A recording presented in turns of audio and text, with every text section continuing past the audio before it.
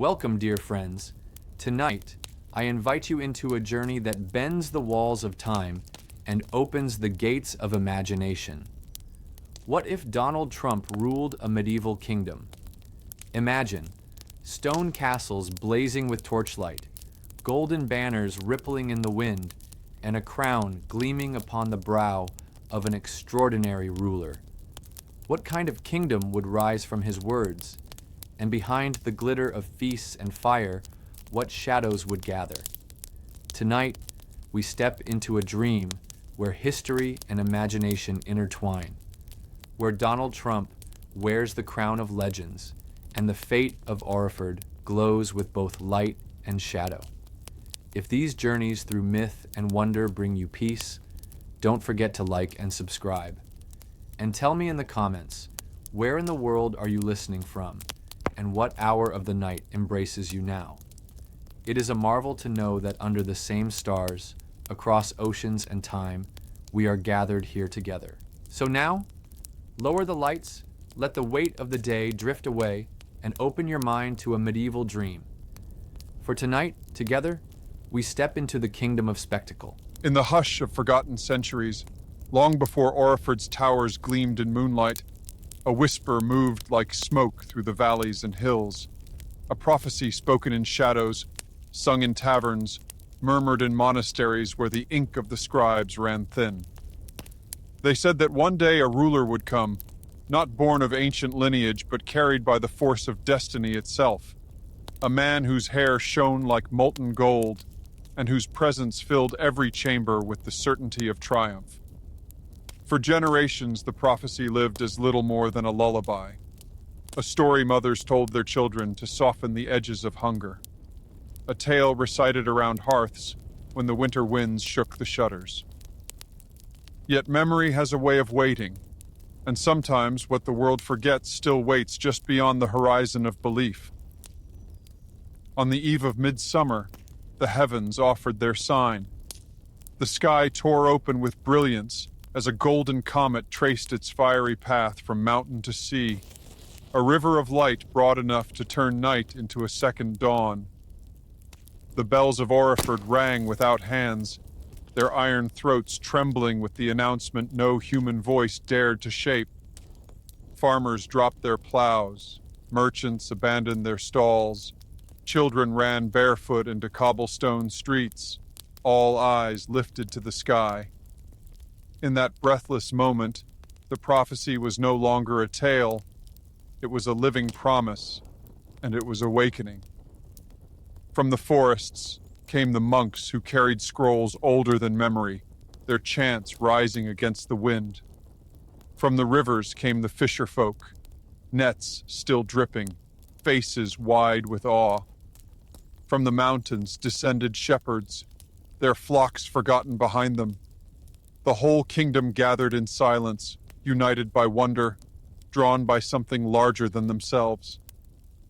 And when the comet lingered above the highest tower of Oriford's keep, it was as though the heavens themselves pointed their finger, declaring, "Now is the hour, the bearer of the golden crown approaches." The sound of hooves broke the silence. At first a tremor, then a thunder. Along the main road came a procession of light and noise, torches flaring, banners unfurling, drums hammering the air into submission.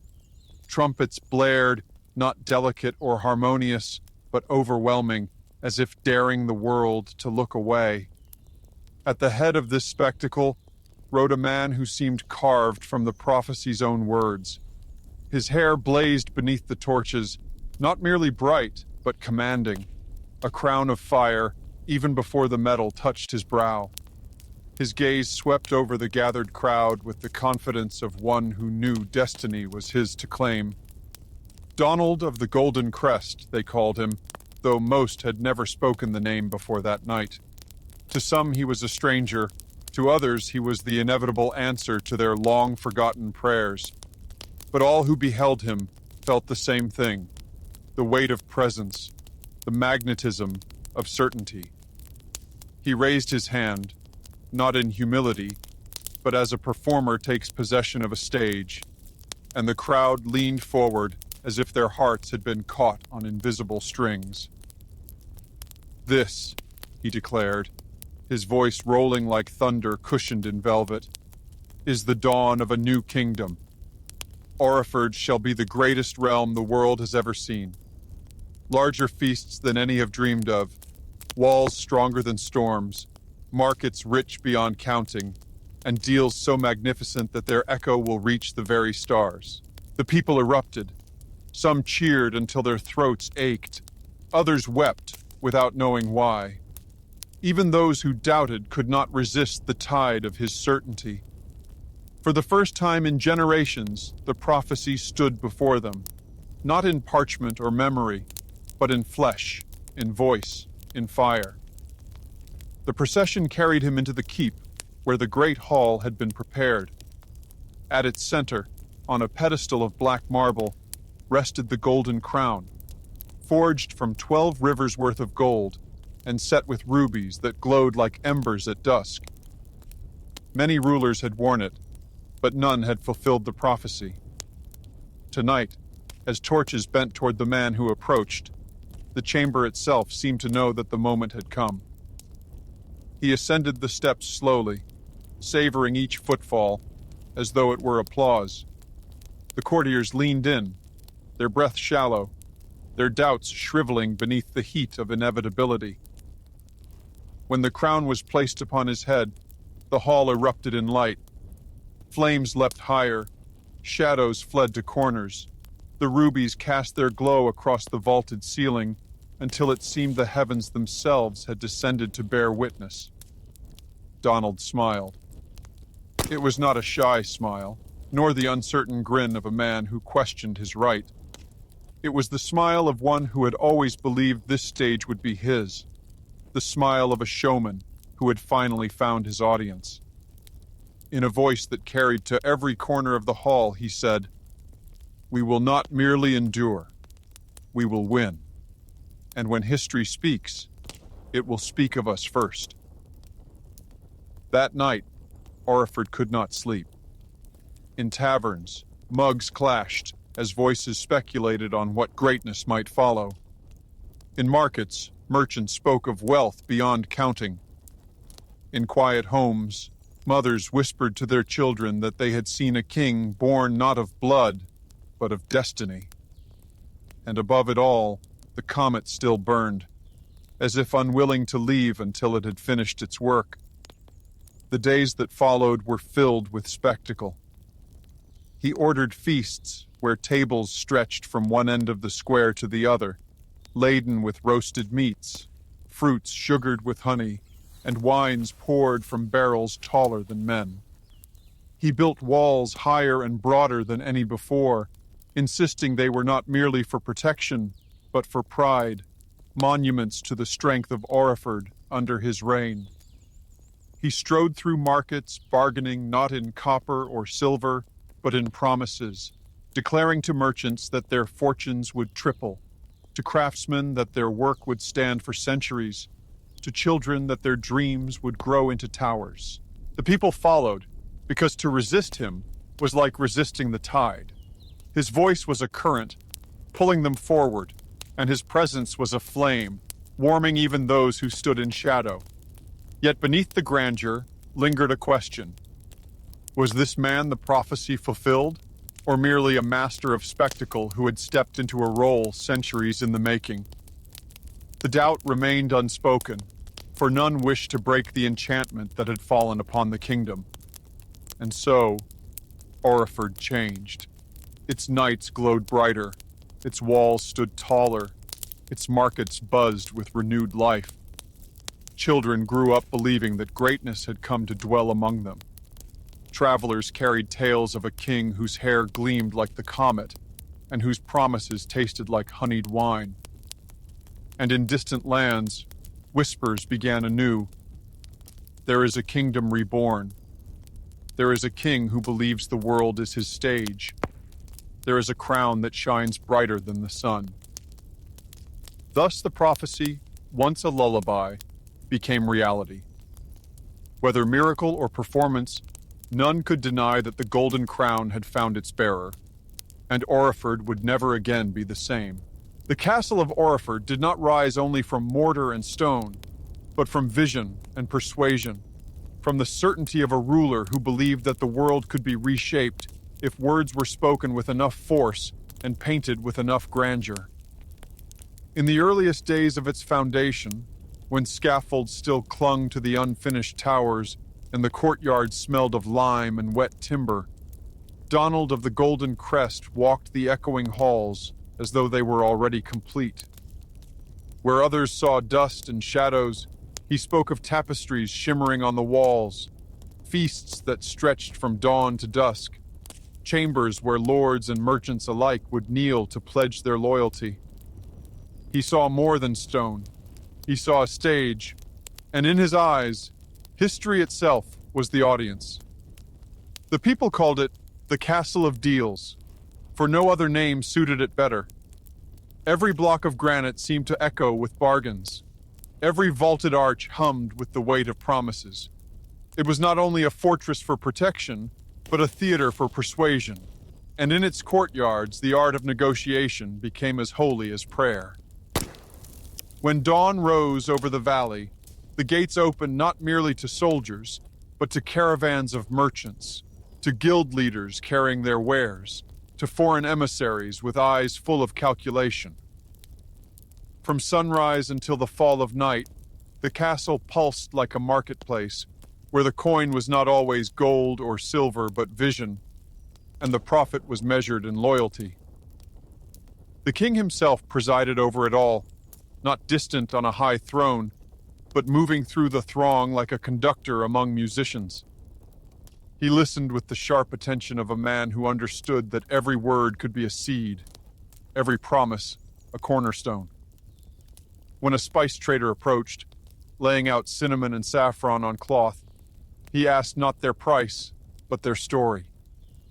Where did the winds carry the ships? What storms had been braved?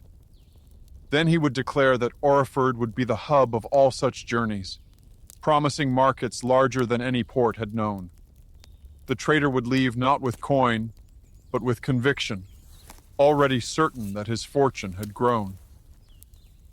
To the masons who came with calloused hands, he promised towers that would scrape the sky, arches so broad that pilgrims would weep at their span. To the farmers who bent beneath years of toil, he painted visions of granaries vast as mountains, where no child would go hungry and every winter would be met with abundance. To sailors with salt still in their hair, he spoke of harbors deep enough to cradle fleets from every corner of the earth, a navy that would make storms themselves bow in respect.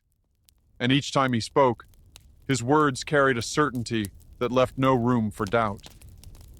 Those who heard him walked away as though they had already stepped into the future he described. The courtiers marveled. Some whispered that their king was not a ruler, but a magician who conjured gold from words alone. They watched as contracts were drawn beneath candlelight, as hands clapped in bargains sealed more swiftly than ink could dry. They watched guildsmen laugh in astonishment at how quickly their fortunes changed, and merchants bow in gratitude as though a blessing had been laid upon them. Yet even as they whispered, the city outside the castle grew richer, the markets more alive, the walls more imposing. Doubt melted away like frost before the sun, for even skeptics could not deny the results that followed the promises. The throne was placed not at the end of a solemn hall, but in the center of a great chamber, ringed by balconies, so that whenever the king spoke, every ear was drawn inward. It was no longer simply a seat of power, but the center of a stage. Beneath banners of crimson and gold, with torches throwing molten light across stone, Donald of the Golden Crest sat like a man addressing not only his court, but the whole of history. Rival lords brought their disputes, guilds brought their quarrels, and he turned them into performances. He commanded them to argue not in secrecy, but in spectacle, declaring that a deal was only as strong as the eyes that witnessed it. And so feuds that might once have burned in shadows were resolved beneath roaring applause, every agreement binding not only the parties, but the entire kingdom. At night, the castle did not sleep. Lanterns burned along every corridor, their glow softening the stone into warm gold. Musicians wandered with lutes and harps, their melodies weaving through chambers where negotiations stretched deep into the night. The air was thick with incense, the scent of roasted meats, the murmur of voices promising, persuading, proclaiming. It was said, even the owls that perched on the parapets tilted their heads as if listening, their amber eyes reflecting secrets carried on the breeze. The Castle of Deals was alive, less a fortress of defense than a living marketplace of ambition. Some skeptics murmured that no man could keep so many promises, that words piled upon words would topple like scaffolds in a storm. Yet the king himself seemed untroubled. Promises, he said, were not cages, but torches. They were meant not to confine, but to illuminate, to lead the way forward, even when the stones of the path were not yet laid. And the people believed, for the rhythm of his certainty was stronger than doubt. They built, they traded, they dreamed, as though the future had already arrived. In the villages, mothers told their children that they lived in a kingdom where visions became walls, where oaths became bread, where a single voice could shape the seasons. In the taverns, men boasted that they had seen the king strike a bargain with a lord and a fisherman in the same breath. In the markets, women laughed as they repeated his words, claiming that even the wind carried his promises from one stall to another. Faith alone became a kind of coin, and with it, Oriford flourished. The castle's towers grew taller, their windows catching the first light of dawn like trumpets cast in glass. Courtyards filled with banners that shifted in the breeze, each one a proclamation of a guild favored, a merchant honored, a lord forgiven. The people no longer saw the castle as distant stone, but as a heart that beat for them, its rhythm carried in the voices of traders and the laughter of feasts. And when travelers came from distant lands, they left speaking not only of the riches of Oriford, but of its king, a man whose golden crown seemed to shine brighter with every promise fulfilled. The Castle of Deals became a legend, even while its stones were still fresh. And in its halls, Donald of the Golden Crest sat with the composure of a man who had never doubted that this would be his destiny. The Castle of Deals seemed to grow not merely upward into the sky, but outward into the lives of every soul within the kingdom. At sunrise, when the fog rolled low across the valley, villagers would pause in their chores just to watch how the light crowned the towers. The towers were unfinished, scaffolds still clinging like spiderwebs, but to the people they looked already eternal, as if the comet itself had dropped fragments of the heavens into mortar and stone. By midday, the roads that led to Oriford swelled with caravans, pilgrims, traders, and wandering poets, each of them hoping to secure not only an audience with the king, but a bargain that might alter their lives. To enter the courtyard was to step into an atmosphere that felt charged, as if every spoken word had weight, and even silence carried the price of expectation. Inside, the throne chamber was alive with voices. The king did not confine himself to lofty decrees delivered from a distance. Instead, he waded into arguments, circling the disputants as though he were inspecting goods at a market. If two guilds quarreled over rights to a river, he would invite them to present their claims before the gathered court, then spin their words into a spectacle. If one man builds a bridge, the river is crossed, he would say. But if two men compete to build the tallest bridge, the river itself will sing with glory. By turning quarrels into contests of magnificence, he transformed rivalry into performance. and the applause of the court became part of the resolution. It was not uncommon for him to end disputes with promises that no one else would have dared to utter. To feuding lords, he declared that their lands would flourish side by side because he envisioned a highway between them paved in marble that would make both realms rich. To merchants snarling over tariffs, he proclaimed a marketplace so vast that no man could monopolize it, a bazaar where wealth would multiply simply because it was too abundant to be hoarded. And though such visions had no immediate stone or timber to anchor them, the people believed, for he spoke as though they already existed, and his certainty was a substance more binding than iron. By torchlight in the evenings, emissaries from foreign lands arrived. They came robed in silks dyed with indigo, in armor polished to mirror brightness, in cloaks that smelled faintly of desert spice or ocean salt. They entered the chamber with guarded eyes, prepared to test the man who claimed the comet had chosen him. But when they left, they spoke differently. For even when he gave them nothing more than a promise, the promise was so radiant that it clung to them, making them feel as though they carried treasure home. "He gives us visions," one said to another on the road back to the coast, "and somehow visions weigh heavier than gold." Night in the castle of Deals was as alive as day. Servants carried lanterns into courtyards, stringing them between arches so that the very air glowed amber. Music drifted, sometimes triumphant, sometimes gentle, weaving with the murmurs of late negotiations. It was whispered that deals made after midnight bore a different kind of magic, as though the stars themselves leaned in to listen. And many swore that their greatest fortunes had come from promises spoken while the moon was high and the torches burned low. The people of Oriford began to measure time not by seasons, but by promises.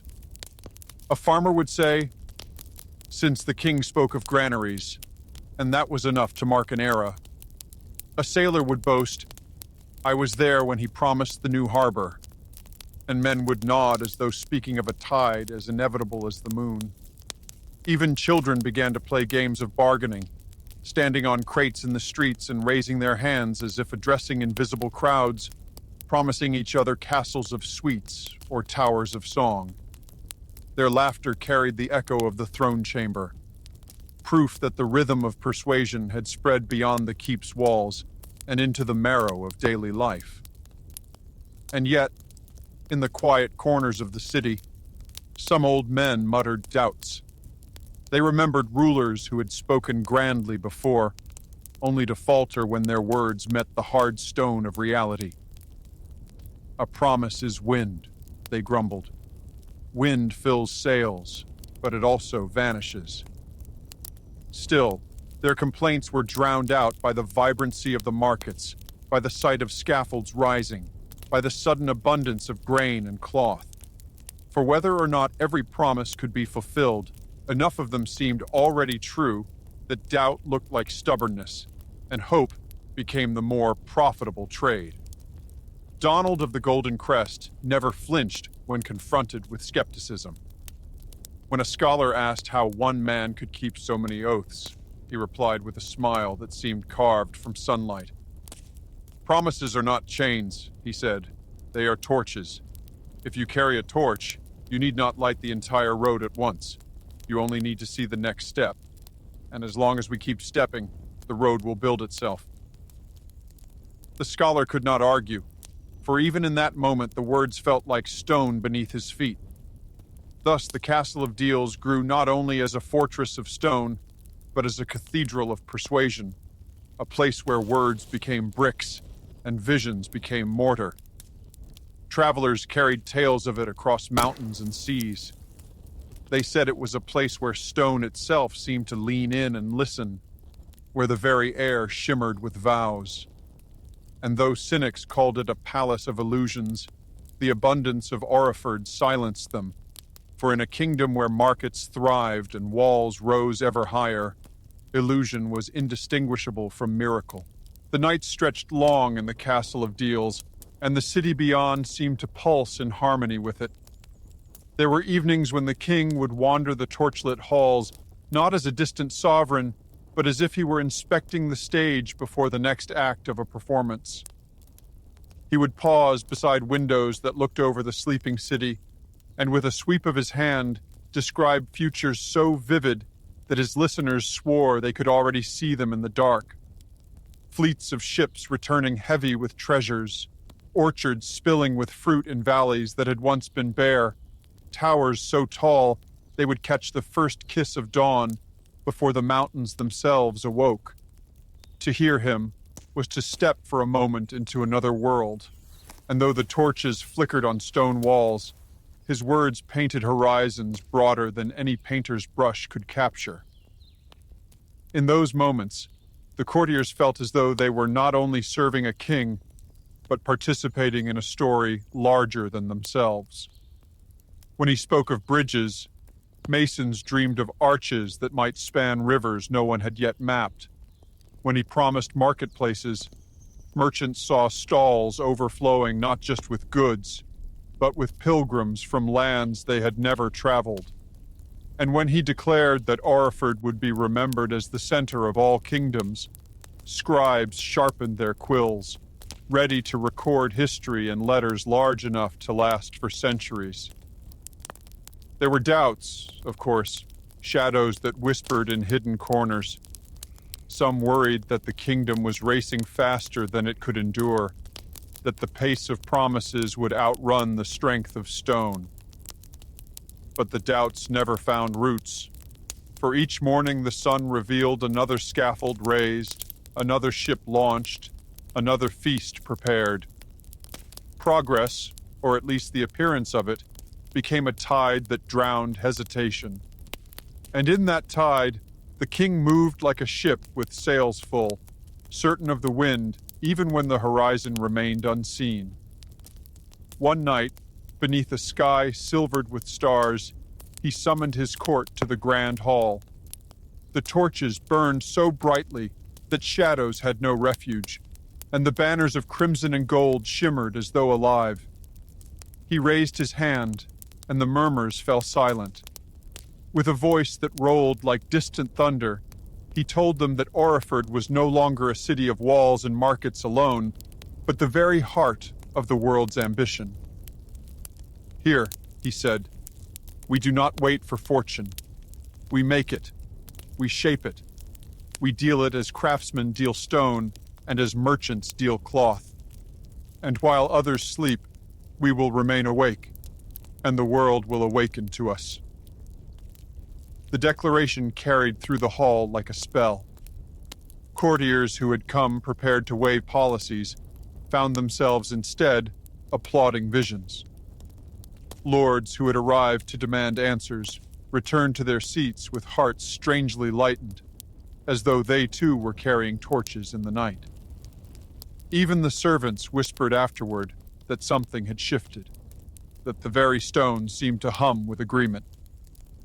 The Castle of Deals was no longer only a palace, it was a living vow. Beyond the city, travelers carried the legend further. A wandering poet reached the coastal ports and sang of a king who built with words, whose crown glowed like a second sun. A sailor who had once stood in the great chamber swore to his captain that even the silence of the hall was louder than any storm. A farmer returning to his village told neighbors that he had walked in a place where futures were promised as easily as bread, and somehow both promises and bread filled his belly. And so the story spread, reshaping how distant lands saw Oriford. To speak of the kingdom was to speak of a miracle still unfolding, of a spectacle that refused to end, and always the castle rose higher. The towers that had once been skeletons of scaffolds now reached upward with confidence, their spires pricking the sky. The walls spread outward, enfolding more of the valley, so that villages which had once stood apart now beat as part of the same heart. Inside, the chambers grew rich with tapestries that told the tale of the prophecy, of the comet, of the crown, of the first promises. Yet the newest tapestries left space unfinished, as though the story were still being woven, waiting for tomorrow's bargains to add their threads. At last, there came an evening when the king stood alone in the highest tower, gazing outward as night folded itself gently across the land. The air smelled of stone still fresh from the mason's chisel, of torches burning in steady rhythm, of bread baking in ovens that would feed a feast at dawn. He closed his eyes, and in the quiet, he felt the pulse of the castle itself, as though the walls had become veins and the city a great heart beating with him at its center. And he whispered, not for the court, not for the scribes, but for himself. This is only the beginning. The words carried on the night wind, drifting down into the courtyards, across the rooftops, through the streets where children already dreamed of towers and harbors and endless feasts. The city seemed to sigh, content yet restless, and the castle glowed like a beacon. So the castle of Deals stood, more than stone, more than promise, a monument to the certainty of a king who believed the world itself could be negotiated into greatness. And whether the promises were miracles or illusions, no one could deny that Oriford had changed, and in its heartbeat was the rhythm of a future that refused to wait. The Great Wall of Oriford began not as stone upon stone, but as a dream spoken aloud beneath the vaulted ceiling of the Castle of Deals. The people still remembered the night when Donald of the Golden Crest had lifted his hand, his crown gleaming in the torchlight, and declared that Oriford would not simply stand against time, but tower above it.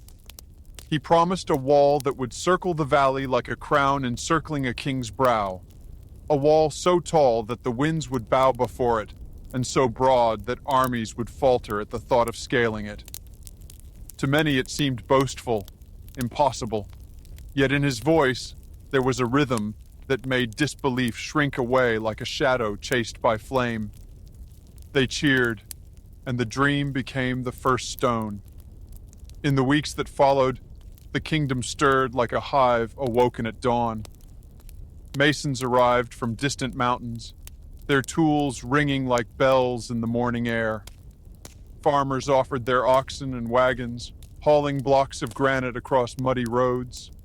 Even children carried baskets of sand or water, proud to say they had touched the making of something eternal.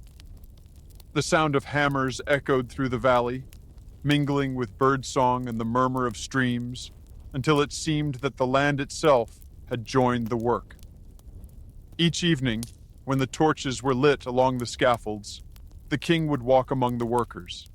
He did not ride or send envoys, but strode with golden hair catching the firelight, his voice booming across the half-built walls.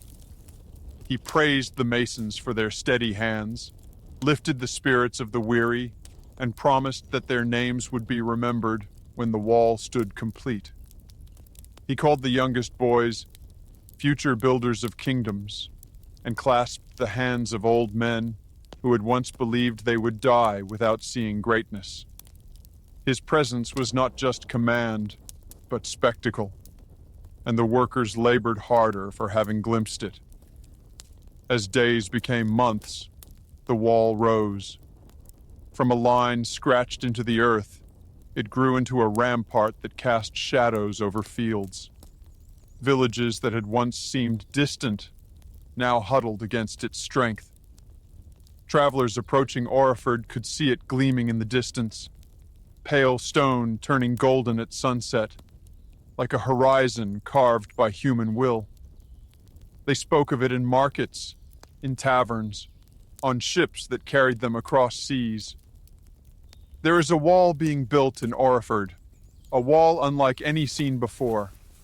It is said to be taller than cathedrals, broader than rivers, and strong enough to turn armies into dust.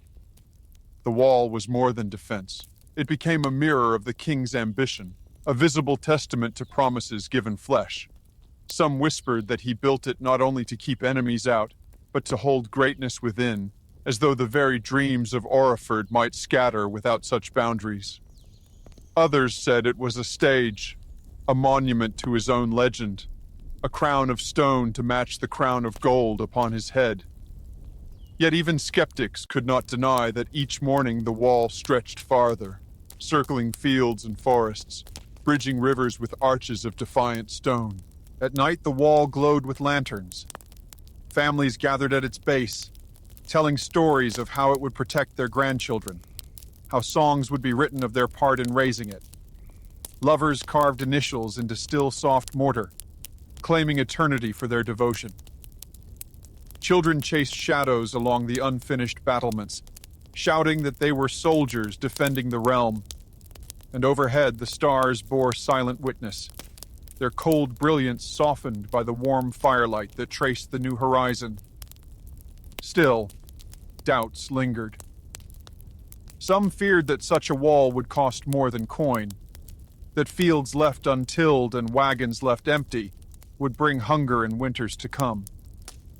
Others whispered that a wall so high might cast not only shade but arrogance, that to lock themselves behind stone was to trust too much in barriers. But Donald of the Golden Crest brushed such fears aside with the ease of a man sweeping crumbs from a table. A wall is not a prison, he told them, but a proclamation. It does not keep us locked within. It tells the world beyond that here stands a people too great to be ignored. And so the work pressed on. The wall curved like an embrace, wider each day, its stones fitted so tightly that even whispers seemed to pause before slipping through. When storms rolled from the mountains, the workers covered themselves in cloaks and pressed forward anyway, for they said the wall itself shielded them from rain. When summer blazed, they shaded beneath its growing height, drinking water from wells dug beside its base. The wall became not only a project, but a companion. Its voice, the ring of hammers. Its breath, the dust of stone. Months turned into years. The great wall stretched so far that its ends vanished into distance. Merchants claimed it could be seen from leagues away. Sailors said its reflection touched the rivers that fed into the sea. To walk beside it was to feel dwarfed, to sense not just stone, but the weight of destiny itself pressing into the soil. And always, at its heart, the king stood, golden crown gleaming, his eyes bright with the certainty that no dream was too immense to be made real. The wall grew wider as the kingdom itself seemed to expand within its embrace. Markets sprouted at its base, where traders laid their goods in the shadow of fresh stone, claiming that to sell beneath the rising wall was to taste fortune itself. Musicians came, their songs drifting through scaffolds and ladders, and their music mingled with the rhythm of hammers. Poets wandered among the workers, scribbling verses about a structure that reached not only into the sky, but into the marrow of history. The Great Wall became more than defense, more than architecture. It was a theater where the spirit of the kingdom performed its own greatness. At dawn, fog clung to the half-built towers, and as the sun rose, its light painted the wall in colors that shifted from pale gray to blazing gold. Workers said the stones themselves seemed to awaken, and they swore that when they pressed their hands to the blocks, they could feel warmth pulsing within, as if the wall had a heart that beat in rhythm with their own. Mothers lifted their children toward the unfinished battlements, whispering that they were seeing the bones of eternity. Sailors returning from distant voyages knelt when they first saw the wall stretching across the horizon, convinced that no storm at sea could match the steadfastness of Oriford's ramparts. The king visited constantly. Sometimes he came on horseback, hair catching sunlight like threads of fire. Other times he walked slowly, trailing his hand along the cool stone as though conversing with it. He spoke to the workers not with commands, but with proclamations of vision. This wall, he told them, is not stone alone. It is your sweat, your names, your children's laughter. It is the shape of our destiny. And when future ages look upon it, they will not see Donald alone, but the people who raised a horizon with their own hands. His words, always spoken with booming certainty, echoed along the scaffolds, and men who had thought to rest lifted their hammers once more, unwilling to let the music of progress falter. Yet still, whispers of fear passed through the kingdom. Some argued that walls built too high might keep not only enemies out, but friends as well. Foreign merchants wondered if Oriford was closing itself away, raising a monument to pride instead of prosperity. In taverns, old men muttered that high walls could not stop famine, nor stone halt plague. But the king answered every doubt with the same unwavering smile. "This wall does not turn us inward," he declared. "It turns us outward, for it declares to the world who we are.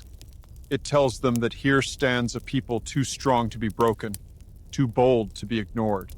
And the people, swept by his certainty, cheered.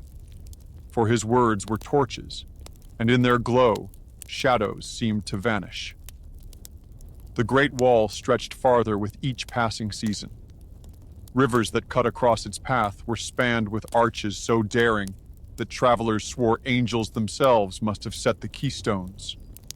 Forests were trimmed back, their timber feeding scaffolds, until the wall itself seemed to stride through the wilderness like a giant of stone. From distant hills, its line could be seen snaking across the land, a pale ribbon in daylight, a fiery crown at night when lanterns blazed along its length. And in its shadow, the kingdom flourished. Farmers said their crops grew taller. Merchants swore their coin weighed heavier. Lovers believed their vows firmer, simply because the wall was there. The wall became not only protection, but symbol.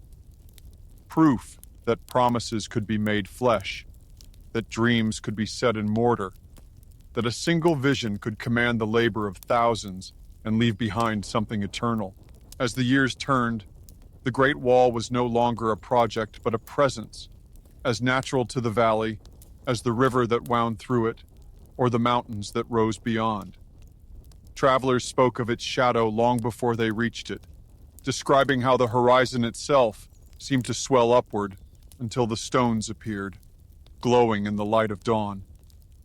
Entire villages had grown at its base, communities of masons and carpenters who had come to build but had stayed to live, convinced that to dwell in the shadow of the wall was to share in immortality. Festivals arose around its progress. Each time another mile was completed, the people gathered with torches and music, celebrating as though victory had been won in battle. Children painted the stones with chalk, sketching suns and crowns that faded with the rain, but returned again with every new generation. Minstrels sang of the wall's arches that kissed the clouds, of its strength that rivaled the mountains, of its promise that outlasted time itself. The Great Wall was no longer merely being built, it was being mythologized as it rose. The king often stood upon its highest points, his figure framed against the sky, his hair a golden banner that caught the wind.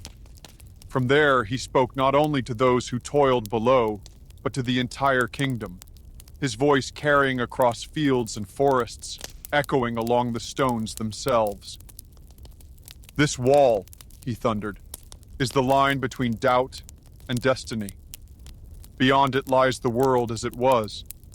Within it lies the world as it will be. And together, we are the builders of tomorrow." His words rolled down the battlements like thunder, and even the most weary laborers felt themselves renewed, as though they too carried a crown upon their brows. But in the deep of night, when the torches burned low and the hammering fell silent, some wondered what the wall truly meant. Did it guard them from threats unseen? Or did it bind them within their own legend? Was it strength or vanity dressed as stone? These questions lingered like ghosts, whispered among scholars, hidden in taverns. Yet each dawn banished them, for the wall was real, undeniable, casting its shadow not only across the valley, but across the minds of all who beheld it. At last, the wall stretched so far that it seemed endless. From mountain to sea it wound, a serpent of stone, gleaming beneath the sun, blazing with fire at night. Lanterns lined its battlements so that even from distant hills the wall glowed like a constellation brought down to earth. It was no longer only Oriford's defense, but its declaration, a proclamation in stone that here lived a people bold enough to reshape the horizon itself. One evening, as twilight folded across the land, the king climbed the wall alone. He walked its battlements, while the valley below hushed in reverence, torches flickering like stars at his feet. He paused at the highest tower, gazing outward where the wall vanished into distance, and for a long while he said nothing. Then, at last, he raised his voice, not in command, but in quiet certainty. "This wall," he whispered, "is more than stone. It is faith, it is courage, it is the proof that nothing is too vast for us. Let the world see it and know, Oriford does not dream small." The words drifted into the dusk, carried by the wind along the endless curve of stone, and the people below, though they could not hear, felt their hearts swell, as if the wall itself had spoken to them. They looked upon its glowing towers, its endless reach, and believed that they stood not merely behind a barrier, but within a legend. Thus, the Great Wall of Oriford was completed, a monument not only to stone and labor, but to the will of a king who turned promises into horizons. And in the quiet of that night, the kingdom slept beneath its embrace, dreaming dreams as vast as the wall itself.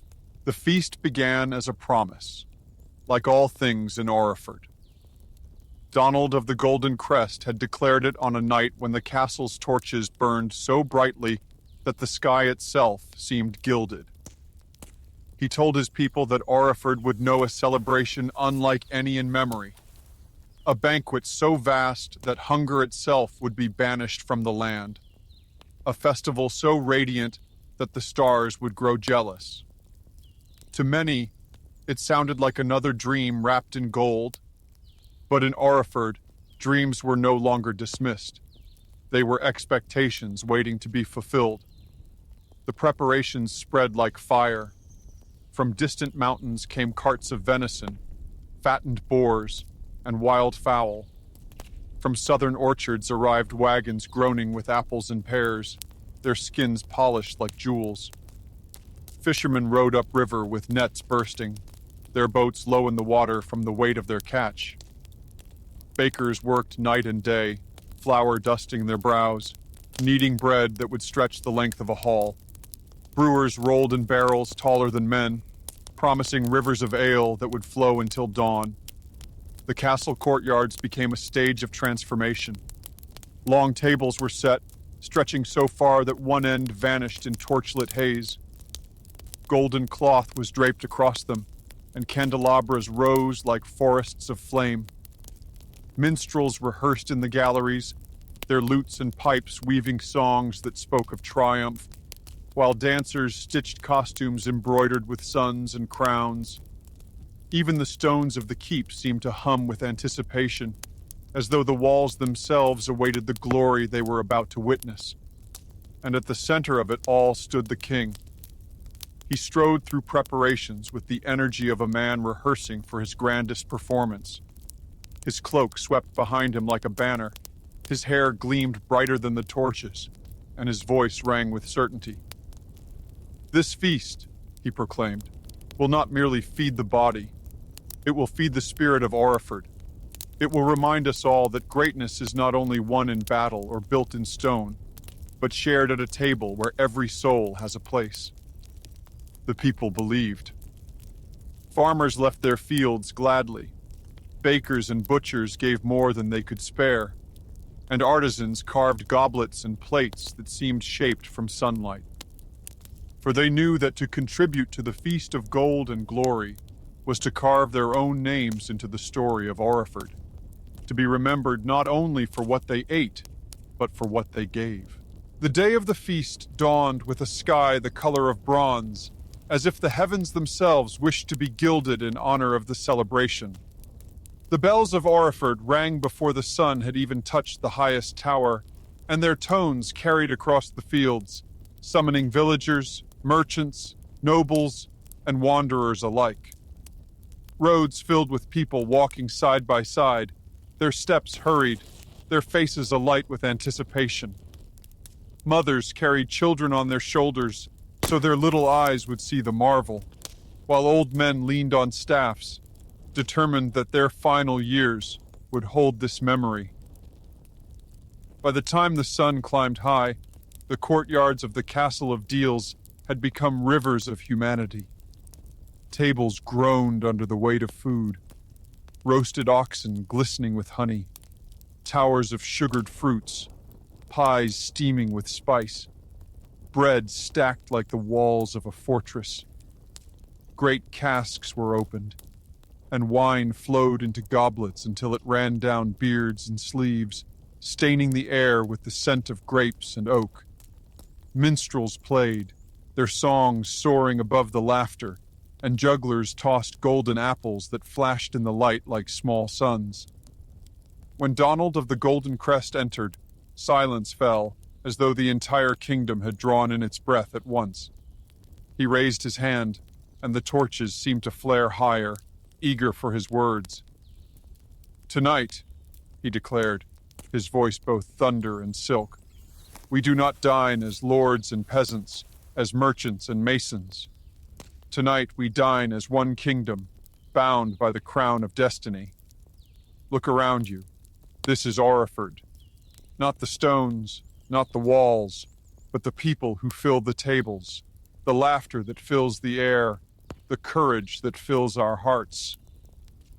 The crowd erupted, cheering so loud that the sound rolled beyond the walls, startling the birds in the valley. They lifted their goblets and shouted his name, "Donald! Donald!" until the echoes themselves seemed to carve his name into the sky. Then the feast began in earnest. Meat was carved and passed from hand to hand, bread broken and shared by strangers who called each other brother and sister for the night. The air grew heavy with warmth, the glow of torches mixing with the glow of joy. Hour after hour the celebration swelled. Dancers whirled in the courtyards, skirts flashing with embroidered suns. Storytellers recited the tale of the comet that had heralded the king, their voices weaving prophecy with triumph. Children fell asleep on their mothers' laps, crumbs on their lips, smiles on their faces, dreaming of crowns and golden towers. And still the feast thundered on, as if time itself had joined the revelry. At midnight, when the moon was round and white above the towers, the king rose again. The music dimmed, and every torch leaned inward, as if listening. He lifted a golden goblet high, its surface catching moonlight and firelight alike, and spoke with a solemnity that silenced even the restless children. "Remember this night," he said, "for it is proof that Oriford's greatness is not a promise waiting for tomorrow, but a reality we live today. As long as we feast together, as long as we share bread and vision, no darkness can conquer us, for a kingdom that dines as one cannot be broken." A hush followed, then a roar greater than before. Tears shone in the eyes of peasants and lords alike. Some fell to their knees, overcome by the certainty that they were living inside the prophecy's embrace.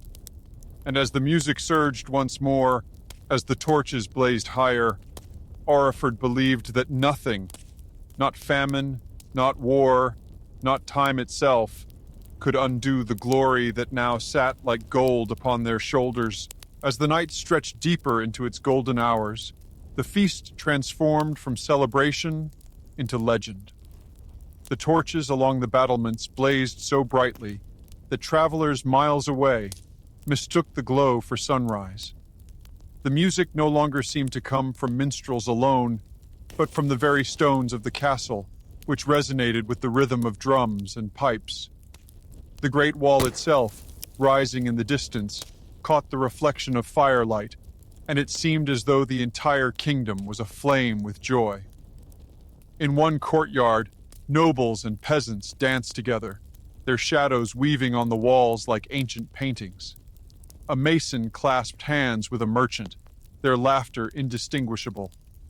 A shepherd toasted with a knight, both roaring with delight at the absurdity of such unity. The distinctions of class melted away as easily as wax before a flame. For one night, Oriford was not divided by rank or wealth, but joined in a single circle of light. The king watched, a smile playing upon his lips, his eyes glinting with the satisfaction of a man whose performance had reached its crescendo. Yet there was no fatigue in him. He strode among his people, tasting their bread, raising their goblets, laughing with their children. Each gesture seemed calculated, yet each felt natural, as though destiny itself had rehearsed him for this night. When he raised his golden goblet once more, silence fell again, and the firelight painted his figure larger than life. "Let this night be the echo of tomorrow," he said, his voice rolling like a tide. "We feast not only for what we have, but for what we will become. These tables are the foundations of towers yet to rise. These songs the mortar of walls yet unbuilt. Remember, greatness is not forged only in iron or stone, but in the joy we share, the vision we carry, the unity we claim." The words settled over the crowd like a benediction. Some wept openly, clutching their children close. Others struck the tables with their fists in thunderous agreement. The feast roared anew, more powerful than before, as if the kingdom itself had drawn strength from his certainty. As dawn finally crept into the sky, the last notes of music faded, and the torches guttered into smoke. The people, weary but exultant, drifted back to their homes, carrying crumbs of bread and fragments of song. Yet none felt that the night had ended. They carried it in their hearts like embers that would glow for years. Donald of the Golden Crest stood upon the balcony of the Castle of Deals, gazing out over the valley where silence was returning. His cloak stirred in the cool wind. His crown gleamed faintly with the last fires of the feast, and his eyes burned with unshakable conviction. To him, the night had proven not only his promises but his power, the ability to shape belief itself, to make dreams taste like bread and sound like song.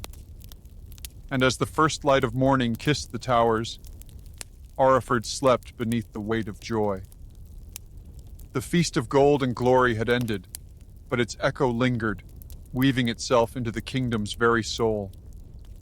And in years to come, when children asked their elders what greatness looked like, they would say simply, "It looked like that night, when the whole world seemed to dine together."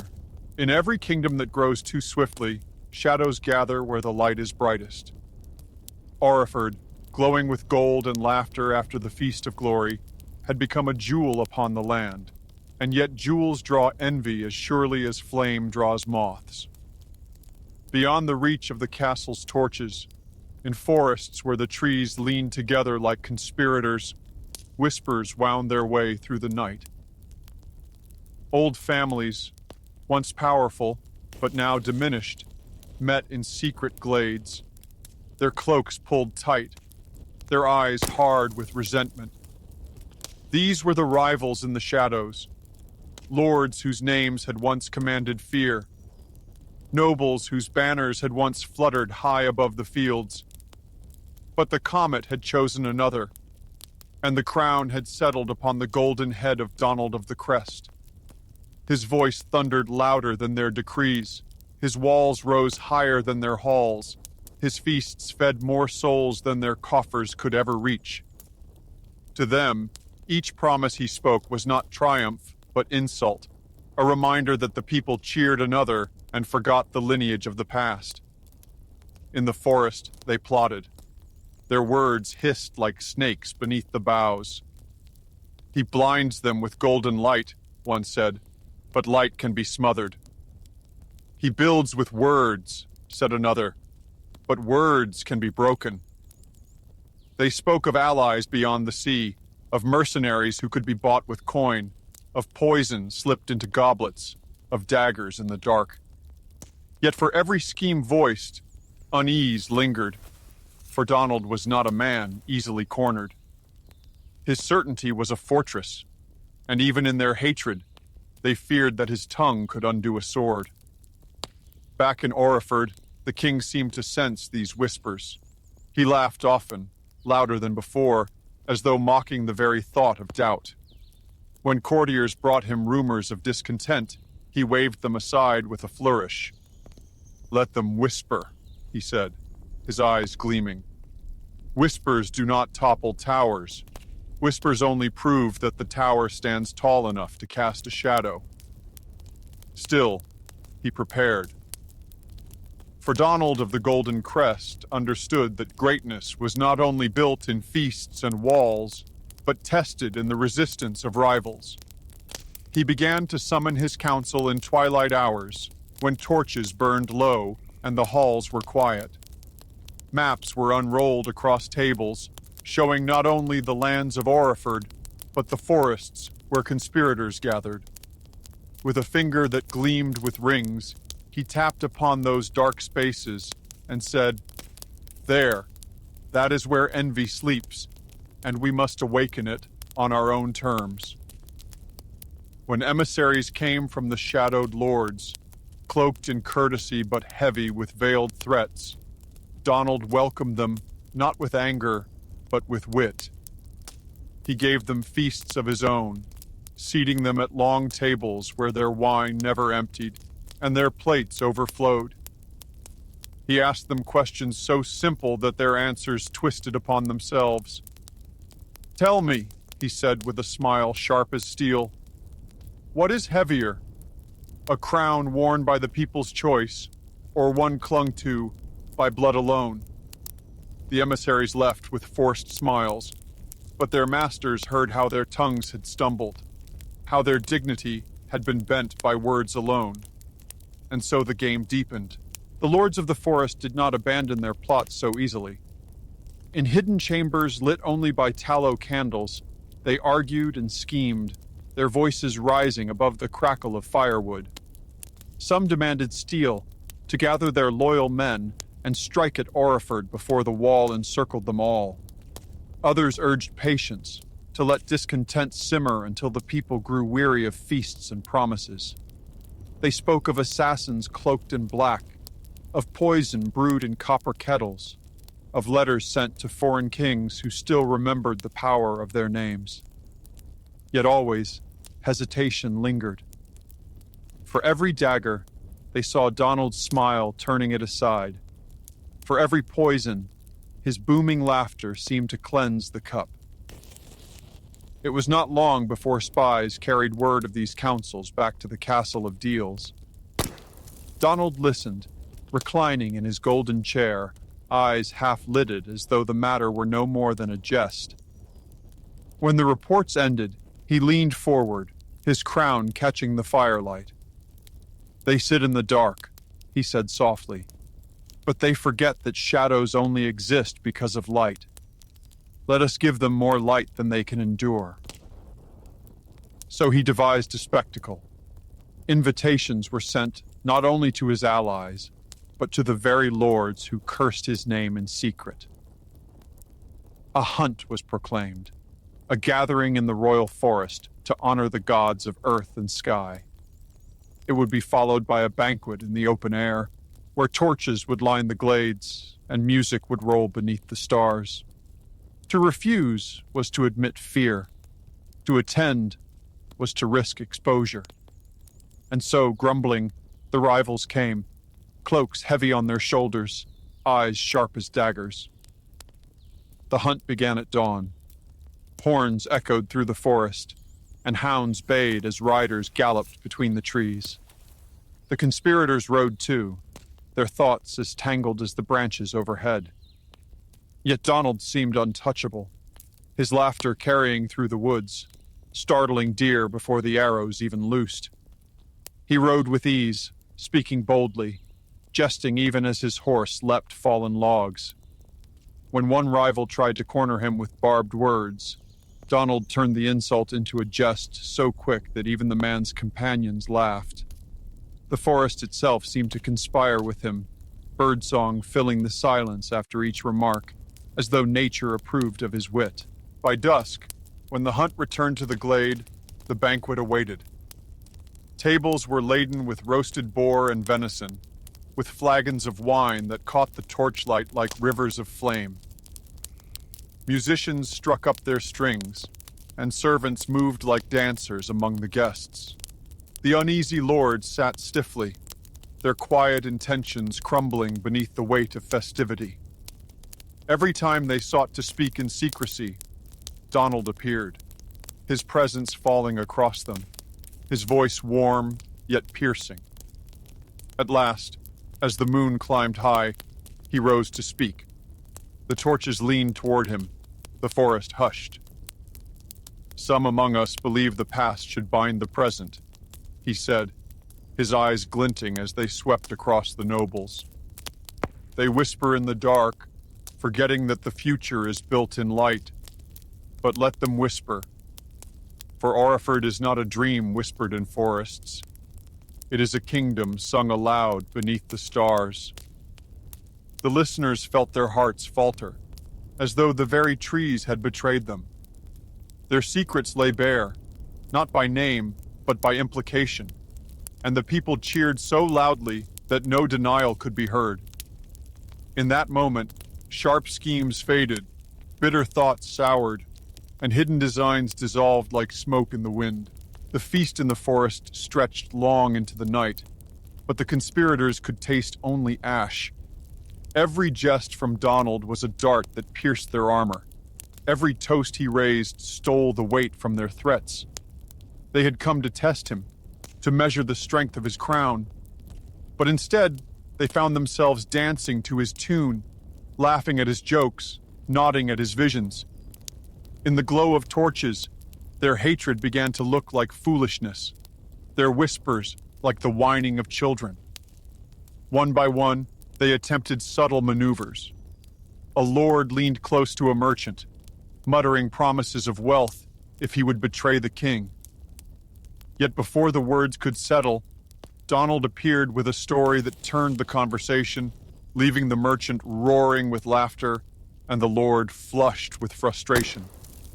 Another rival sought to embarrass him with riddles, hoping to tangle his tongue before the court. But Donald answered each puzzle with sharper wit, twisting the riddle back upon its asker until the man himself seemed the fool. The night reached its height when music ceased, and dancers gave way to silence. Donald rose, his golden cloak rippling in the torchlight, his eyes reflecting both fire and moon. They say shadows grow strongest at night, he declared, but I say shadows exist only because light dares to shine. And here, tonight, Oriford shines brighter than ever. His words rolled like thunder through the trees. The conspirators lowered their eyes. None dared meet his gaze, for each felt as though he had been stripped bare.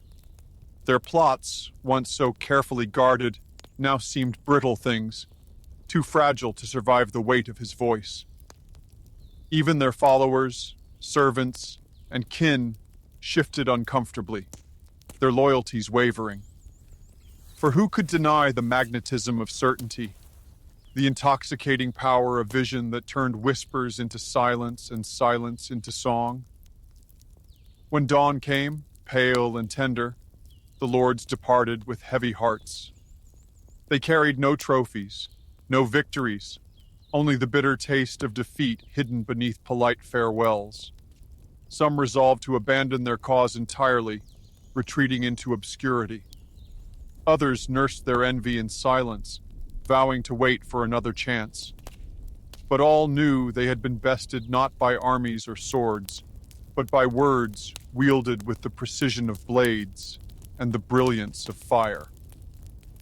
Donald stood upon the forest's edge, watching their banners vanish between the trees. He smiled, not in cruelty, but in triumph, the smile of a man who understood that power was not only taken, but performed. He turned back to his people, who lingered in the glade, their faces flushed with awe. "Let them plot," he said softly, though all could hear. "For every shadow they weave, Oriford will answer with light, and no darkness, however deep, can outlast the dawn." The people cheered, and the forest rang with their voices. Birds startled from the branches rose into the sky, their wings catching the first light of morning. The glade itself seemed transformed, no longer a place of conspiracy, but of revelation. Where once the rivals had plotted, now the people sang, and their song carried into the distance like a promise etched upon the air. Thus ended the night of rivals, their whispers drowned beneath the roar of a kingdom united. And as Oriford settled back into the rhythm of its days, the people spoke of Donald's laughter in the forest, of his wit sharper than daggers, of his presence brighter than flame. They told their children that shadows had tried to rise against the golden crown, but the crown had turned even darkness into spectacle. And in their telling, the conspirators faded, nameless and forgotten, while the king's legend grew ever brighter. They called it the Tournament of Power, yet no drumbeat of war announced it, no harsh cry of challenge split the air. It arrived like a sunrise arrives, first as rumor, then as glow, then as a certainty warming every stone of Oriford. Notices were hung on gilded boards, bells rang with a cheerful cadence, and messengers crossed the valley with ribbons tied to their sleeves. By decree of Donald of the Golden Crest, the kingdom would gather for a celebration of skill, a pageant where knights, lords, and merchants would show not how loudly they could shout, but how gracefully they could master craft, courage, wit, and fair dealing. The Castle of Deals unfurled its banners once more, crimson and gold like ripples of dawn. The grounds chosen lay between the castle and the first rise of the Great Wall, so that stone and sky could share the role of witness. Carpenters raised pavilions like bright seashells along the green. Artisans painted sunbursts and crowns on canvas awnings. Bakers rolled wheeled ovens into place, and brewers set polished casks in the shade, each sealed with a wax crest. Lute strings were tuned, trumpets rehearsed warm, round notes that promised spectacle rather than strife. Children were the first to arrive, of course they were, darting between tent ropes and squealing whenever a banner unfurled as if it were a giant bird opening its wings. At the heart of the field, carpenters laid a long oaken platform, smooth as a table and as broad as a lane. "The King's Stage," the sign said, but everyone also called it the Ledger, for here the scores would be recorded openly where every eye might see. Donald had ordered that there be 3 pillars of test for the Tournament of Power: grace, mind, and promise. Grace would show itself in displays of horsemanship, balance, and timing. Mind would shine in games of strategy and puzzles set by the scholars of the cloister. Promise would be measured in the art of agreement, how well a person could turn goodwill into shared prosperity without trick or trap. "For a kingdom," the king had said, "is a garden tended by many hands. Today, we cheer the gardeners." At first light, the king appeared in a cloak the color of ripe pomegranate. Torches still burned at the edges of the field, making his hair gleam like morning poured into metal. He lifted a hand, and the gentle trumpets became a single note that expanded like breath through the crowd. "People of Oriford," he called, velvet laid over thunder. "Today we play not to harm or to humble, but to lift this realm like a chorus lifts a song. Let our skill be our spectacle. Let our fairness be our fame. And when night returns, let the stars say that Oriford was a constellation upon the earth." They cheered. With that full-bodied cheer the kingdom had learned from feasts and wall-raisings, joyous, generous, eager. A roster was presented, names of household knights whose coats shimmered with embroidered stories, names of valley lords whose estates bordered the new stone horizon, names of merchants whose caravans had tasted every road that smelled of spice or harvest. Some arrived with a certain stiffness, remembering old disappointments that preferred shadow to sunlight, but the field itself was too bright for grudges. The grass shone, the banners breathed. The day would not be stolen from itself. Grace began with the ring path. Poles were posted around the meadow, each hung with little hoops banded in blue. Riders would circle the course and, with a slender reed tipped in silver, try to scoop the rings without slowing their mounts. It looked simple. It was not. To complete the course required rhythm between human and horse, a conversation without words. The first riders leaned too far and lost their balance.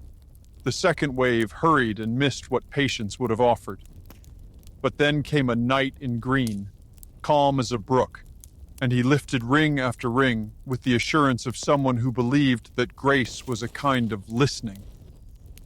The crowd hummed. Bells chimed. Children clapped in clusters like sparrows. Next came the crossing line, two parallel beams set over shallow pools where mirrored water waited to scold haste. Contestants walked the first, danced the second, then returned with a jug of water balanced on one hand and a book balanced on the head. Laughter rode the breeze whenever a foot slipped. Applause arrived like a quilt whenever someone finished dryshod. A merchant from the south, slight and modest, glided the beams as if on a whispered promise, head high, book steady as a crown. On the ledger, Donald pointed, smiled, and a scribe traced a bright mark beside her name. By noon the field glittered with small victories. A pale haze rose from the grass and layered the air with the scent of clover. Stalls opened. Bread cracked open to reveal clouds of steam. Honey shone like captured afternoon. The king moved among his people. He lifted children so they could see the ledger. He congratulated those whose hands shook from effort. He thanked the stable hands who had brushed every mane to satin. Where he walked, the event felt not like a trial, but like a festival of possibility. Power, he told a nervous lordling whose turn approached, is not loudness. It is steadiness in motion. Hold the rhythm. The day will hold you back. Mind arrived with the scholar's carpet. On a long cloth painted with constellations, pairs sat facing one another across small tables. Between them waited boards of carved pieces, towers and crowns, bridges and granaries, ships and lanterns. A game of placement and foresight. It had rules simple enough for any child to learn, and depths no elder would claim to have finished plumbing. Knights frowned with comic intensity. Merchants smiled as if the board were a market. Lords lifted and set their pieces with an air of command they could not fully hide. The crowd grew quiet, then murmured, then quiet again, like waves hearing the moon. When a young mason, broad-shouldered, ink still on his sleeve from tallying stone, outmaneuvered a famous court strategist with a humble lantern piece, the cheer felt like a door opening. Donald laughed. It rang clean and pleased, the sound of a ruler delighted to have guessed correctly that talent blooms in unexpected corners. Riddles followed, but not the thorned kind that snare and embarrass. The scholars, wearing ivy cords, offered gentle puzzles about astronomy and grain yields, river currents and festival calendars, questions that asked not, who knows the trick, but who notices the pattern? Those who answered well earned not only marks on the ledger, but small tokens, wooden sunbursts painted by the children of the city, to remind the bearers that knowledge is a warmth one can give away without losing any of one's own. Then came the pillar called Promise, the soul of the tournament and the part Donald loved most. In a wide circle, tables were arranged like petals around a fountain. At each sat three kinds of people: a grower from the fields, a craftsperson from the workshops, and a caravaner from the roads. Their task was to design a small prosperity together. No haggling over coppers, no hidden clauses, only vision that paired fairness with foresight. What will you make together that none of you could make alone? The placards asked. The air acquired a new music, the hush lilt of conversation that wants the good. Fingers traced maps. Grain to kiln, kiln to market, market to harbor, harbor to school. Old hands and new minds met. A noblewoman promised tools from her forges at cost if the farmers would teach her page boys how to prune vines. A guild pledged to set aside a day each month to repair village wagons, asking only a place at harvest for their apprentices. A caravan master vowed to carry books eastwards for free, naming only one condition: that upon his return he might bring songs from those distant inns to the palace steps. Donald did not sit at a single table. He drifted as a host drifts, always arriving where laughter lacked or courage thinned. When a merchant and a lord spoke past each other like winds at crossed corners, he placed a polished pebble between them and said, "Here is the point where your hopes align. Touch it." They touched it. Their voices softened. They found a way. When a pair of young artisans seemed ready to abandon a shard of an idea because no one had yet done it that way, he tilted his head and murmured, "Everything timeless once looked foolish. Begin." The ledger filled with notes, not debts, not penalties, commitments, with dates like lanterns hanging in a row. Evening drew its velvet curtain slowly, so that no one would be startled. Lamps were kindled.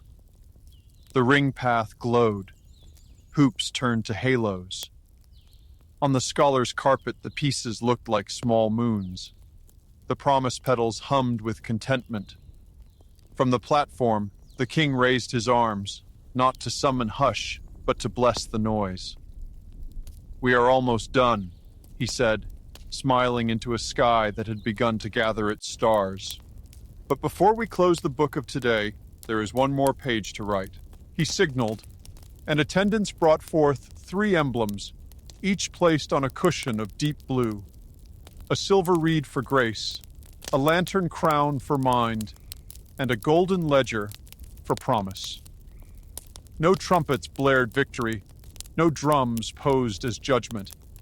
He spoke the names of those who had shone, and the crowd's applause was a generous rain that fell on many fields at once. The knight in green came forward, cheeks sun-flushed. The modest merchant bowed and laughed, unsure what to do with so many eyes. The mason, with the ink-stained sleeve, blinked as if the moment were a kindly dream. And then, as all waited for some single triumphed master to be named, because habits learn slowly, the king shook his head with a playful seriousness. "Oriford," he said, "has learned a better math." He turned and gestured to the promise tables, where dozens of small agreements lay like lily pads on a pond, each with a date and a place and a mark. The tournament of power is not a single laurel, but a garden of them. The real winner is the work we have pledged to do together. Tomorrow the first wagons will roll with tools and seed. Tomorrow the first songbooks will leave the harbor.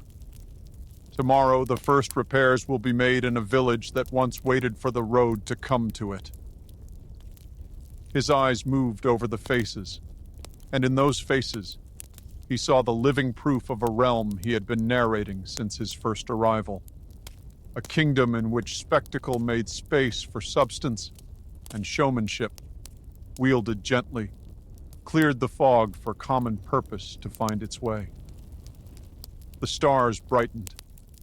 A breeze lifted the banners so that they applauded without hands. Someone began to sing, a ferryman, by the sound of the river in the voice, and others joined, not as a choir drilled by rule, but as companions invited by a tune. The king listened with his hands behind his back. He did not add his voice. He left them their stage. Power, after all, is sometimes choosing when to step away from the center and let a circle close itself. Before the lamps were extinguished and children were shouldered into soft sleep, Donald lifted the golden ledger for all to see, then set it not in a vault, but in a clear case on the king's stage. "Let it remain here a week," he said, "where anyone can add their name to a promise they believe in. Let power be the art of beginning." He looked toward the great wall, which in the dark had become a line of amber beads, and toward the castle that pulsed with 100 small flames like a hearth with many rooms. "We are, all of us, builders of mornings," he said, not loudly, but firmly enough that the words stayed. Oriford drifted homeward, not sated by victory, but nourished by direction. And in the quiet that followed, a quiet rich with footsteps and satisfied sighs, the field kept a small glow of its own, as if the day's agreements gave off a gentle warmth. Some said later that the tournament of power had crowned their king again, without touching his head. Others said it had crowned the people. Perhaps both were true. The night did not argue. It held the thought the way a lake holds starlight, steadily and with room for more. Oriford changed its face as though the kingdom had stepped onto a stage. Where once the stones of the Castle of Deals had glowed with simple torchlight, now every wall gleamed with gilt patterns, spirals of sun and crown painted in shimmering hues. Windows were dressed with crimson velvet, towers draped in banners that rippled like rivers of flame. Even the gates were lined with polished brass, so that each dawn set them aflame as though the sun itself bowed to Donald of the Golden Crest. The people marveled. Market squares that had once been plain cobblestones were suddenly paved with mosaics, each tile set to glimmer in candlelight.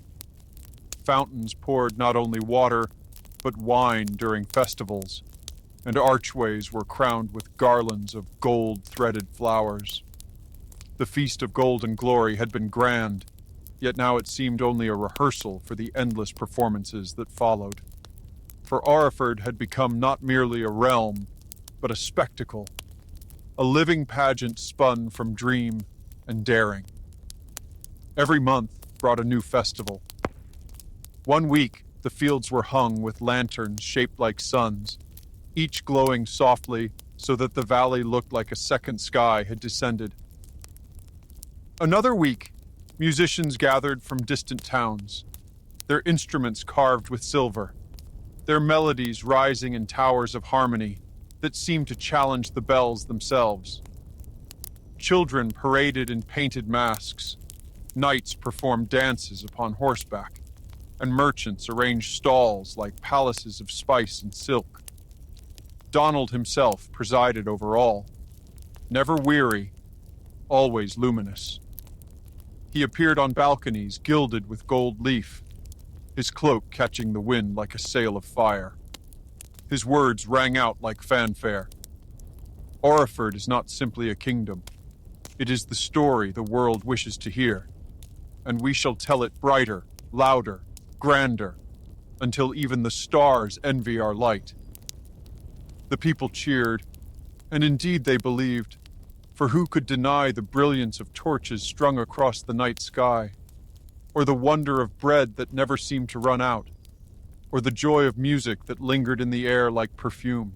Yet, beneath the glitter, unease stirred. Merchants whispered that their coin vanished more swiftly than it returned, that the gold which gilded walls left purses strangely thin. Farmers grumbled that while festivals delighted, fields demanded tending, and seed waits for no trumpet. Some nobles, once reconciled to Donald's brilliance, grew restless again, wondering whether the kingdom was a feast too lavish to sustain. Still, none spoke openly, for the king's certainty was dazzling, his presence overwhelming. And whenever doubts rose, another spectacle would wash them away like tide over sand. Behind closed doors, Donald planned the shows with precision. He met with artisans in candlelit halls, demanding arches brighter, costumes more splendid, fireworks more daring. He studied each festival like a strategist studies maps, ensuring that no corner of the kingdom went without its moment of wonder.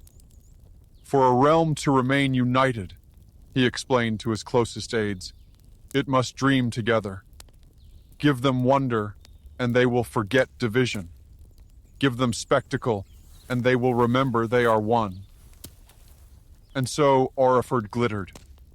By day, banners blazed scarlet and gold. By night, torches drew constellations across the valley. The kingdom itself became a theater, its people both actors and audience, their lives stitched into a pageant that seemed without end. But high above, beyond the laughter and music, the stars watched silently, cold and enduring, as though they knew that every show ends when the curtain must fall. The grandest of these pageants was called the Festival of Mirrors. For 7 nights, the castle courtyards and the city squares were hung with polished glass and beaten silver, so that torchlight multiplied endlessly, bouncing back and forth until the night itself seemed woven of fire. Musicians played on balconies that glittered as if they were carved from crystal. Dancers spun in robes sewn with sequins, so that each step became a starburst. Even the fountains were fitted with lights, and water leapt in arcs of molten gold. On the second night of the festival, Donald descended from the highest balcony, clad in a cloak stitched with threads so bright they shimmered like dawn. "People of Oriford," he called, his voice carrying as though the mirrors themselves bore his words to every ear. "See yourselves reflected in this brilliance, for the kingdom's glory is not mine alone, it is yours, magnified, multiplied, eternal." The crowd roared, lifting their goblets, their children, their voices to the sky. Merchants who had traveled from distant lands stood stunned. "This," they whispered, "is not a kingdom. This is a vision." They returned to their homelands telling tales of Oriford's light, of streets where shadows could not live, of a king who spoke as if destiny itself had chosen his tongue. For a while, it seemed that Donald's dream had outgrown even Oriford, spilling into the imaginations of the world. Yet still the murmurs persisted in quieter places. In stables, grooms wondered how long oats could be spared for festivals when winter loomed. In kitchens, bakers whispered about empty cellars. In the forests, hunters complained that the drums and torches had driven the game too far. And in chambers of velvet, old lords muttered that gold leaf and ribbons could not bind a kingdom forever. These murmurs were faint, but like cracks in a painted mask, they spread slowly, invisible until they reached the surface. Donald knew of them. He always knew. And rather than silence them, he sought to drown them in spectacle. When he heard of grumbling farmers, he ordered festivals of harvest, with banquets in the fields themselves, where every sheaf of wheat was crowned with ribbon, and every apple placed in golden baskets. When nobles frowned at the cost, He staged contests in the courtyards where knights displayed their horsemanship beneath cascades of petals, and the lords found themselves too busy applauding to complain. Whenever a shadow of doubt arose, Donald answered with light so bright it blinded. The grandest of these pageants was called the Festival of Mirrors.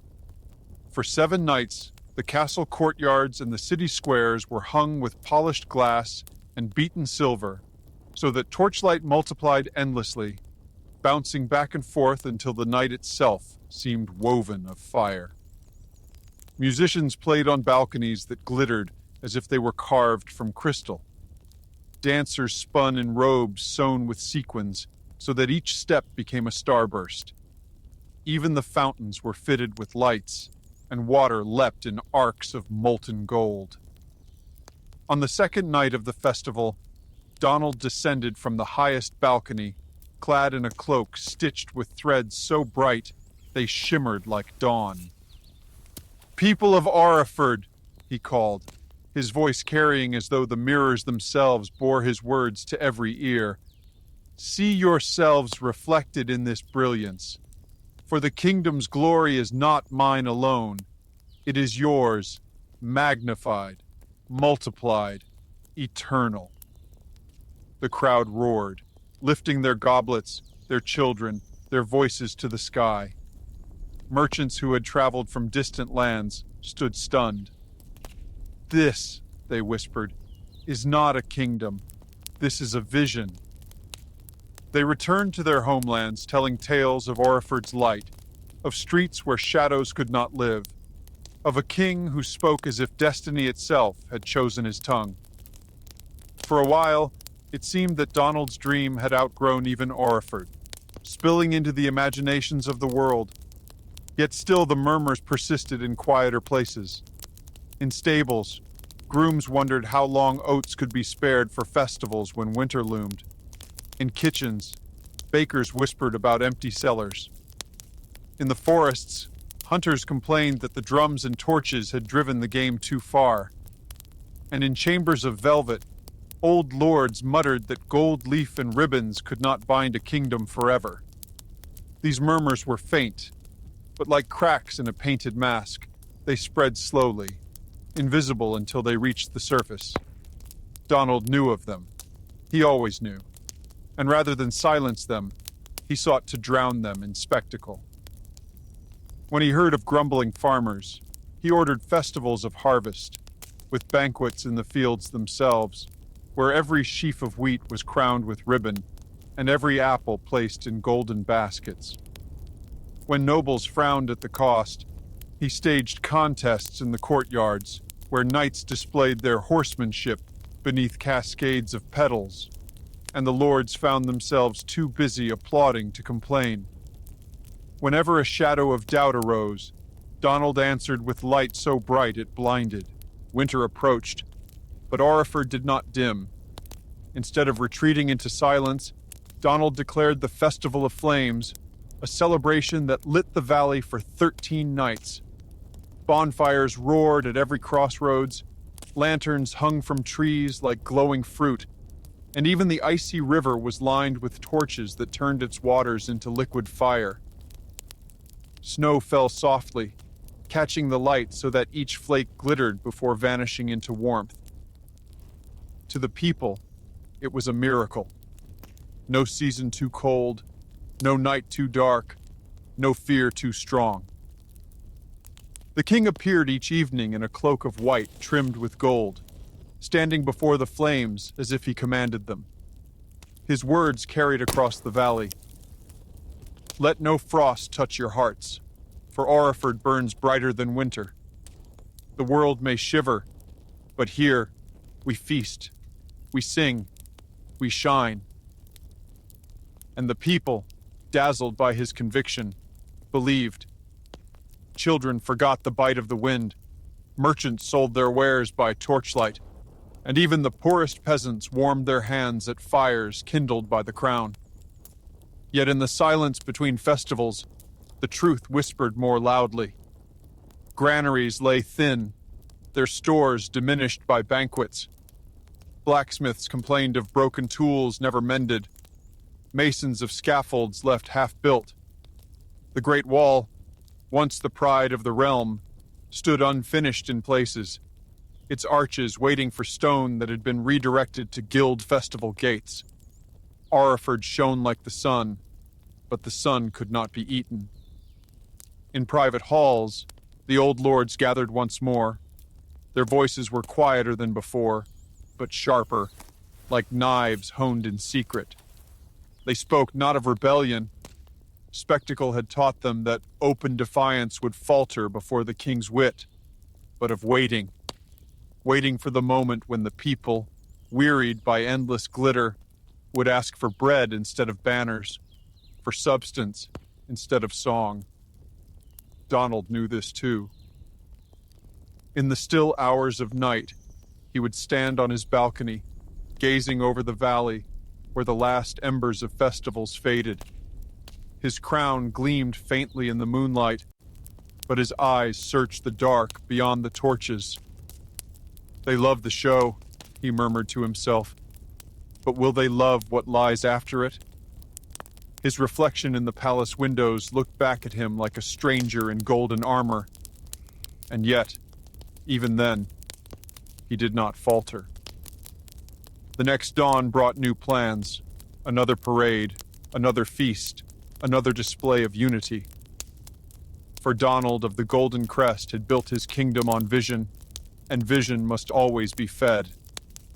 He told himself that the reckoning, when it came, would find him ready, that his tongue, his charm, his spectacle would be enough to turn even the darkest hour into another performance. But the wind carried a different story. Beyond the mountains, rumors drifted of kingdoms that watched Oriford with envy, of merchants who questioned whether its coin was as bright as its banners, of allies who wondered if endless festivals were signs not of strength, but of distraction. Within Oriford, some farmers hid grain instead of offering it for feasts. Some masons whispered of leaving their scaffolds behind. Some knights asked quietly whether tournaments could sharpen swords as well as laughter. The kingdom of spectacle gleamed brighter than ever, its lights visible for miles, its songs echoing across rivers and hills. But in that brightness, a shadow lengthened. A shadow not of enemies with swords, but of debts, doubts, and decisions deferred. And though the people cheered, and though the banners flew, and though the music rang, somewhere in the silence between applause and dawn, the kingdom seemed to draw a breath that trembled. For behind every curtain, there waits a moment when the stage must change. And though Oriford did not yet know it, the greatest performance of all, the reckoning that would test whether spectacle alone could hold a crown, was drawing ever closer. The kingdom of spectacle had burned so brightly that its glow seemed eternal. Yet every fire, no matter how dazzling, casts a shadow. And in Oriford, those shadows gathered not only in corners and forests, but also in hearts. After the last torch of the Festival of Flames guttered, a hush fell across the valley. One that even Donald of the Golden Crest could not easily drown with trumpets or parades. The silence itself felt like an audience waiting for the curtain to rise on the next act. The throne of shadows was not a chair of wood or stone. It was a place of unease that grew beneath the gilded banners, a whispering echo in the grand halls, a weight pressing on the very crown itself. Donald felt it when he sat in the castle of Deals, surrounded by golden walls that glimmered as though painted with sunlight. The walls glowed, but behind their shine, he sensed the gathering dark, the questions unsaid. How long can spectacle feed a people? How long can wonder replace bread? At first, he answered with more brilliance. Another pageant, another banquet, another speech that soared like fire above the rooftops. Yet for every cheer, there was a pause afterward, as though the people's breath caught in uncertainty. Children still clapped their hands, but their parents measured harvests against ribbons. Nobles applauded in public, But in private, their voices thinned with doubt. And Donald, though never faltering in the spotlight, began to wonder whether even the brightest stage must one day dim. One evening, he walked alone through the halls of the castle. The torches hissed, casting wavering gold across mosaics of his victories. The Wall of Oriford, the Tournament of Power, the Festival of Mirrors. He paused before each image, his reflection staring back at him through polished stone. These are my performances, he thought. But is performance enough when the world demands more than applause? His steps echoed like questions with no answers. Beyond the walls, the murmurs grew. Farmers hoarded grain instead of offering it to feasts. Merchants spoke in careful tones about coin flowing outward faster than inward. Masons, once eager to raise towers, hesitated to climb scaffolds that had not been paid. And though no one dared defy him openly, the sense of a reckoning crept closer with every sunrise, like a tide creeping toward shore. The throne of shadows revealed itself most clearly in council. Advisors shuffled parchments heavy with numbers, speaking of deficits, of promises stretching thin. Donald waved his hand as though sweeping away cobwebs. Numbers, he said with a smile sharp as glass, are merely another stage. The people do not count, they cheer. And as long as they cheer, Oriford thrives.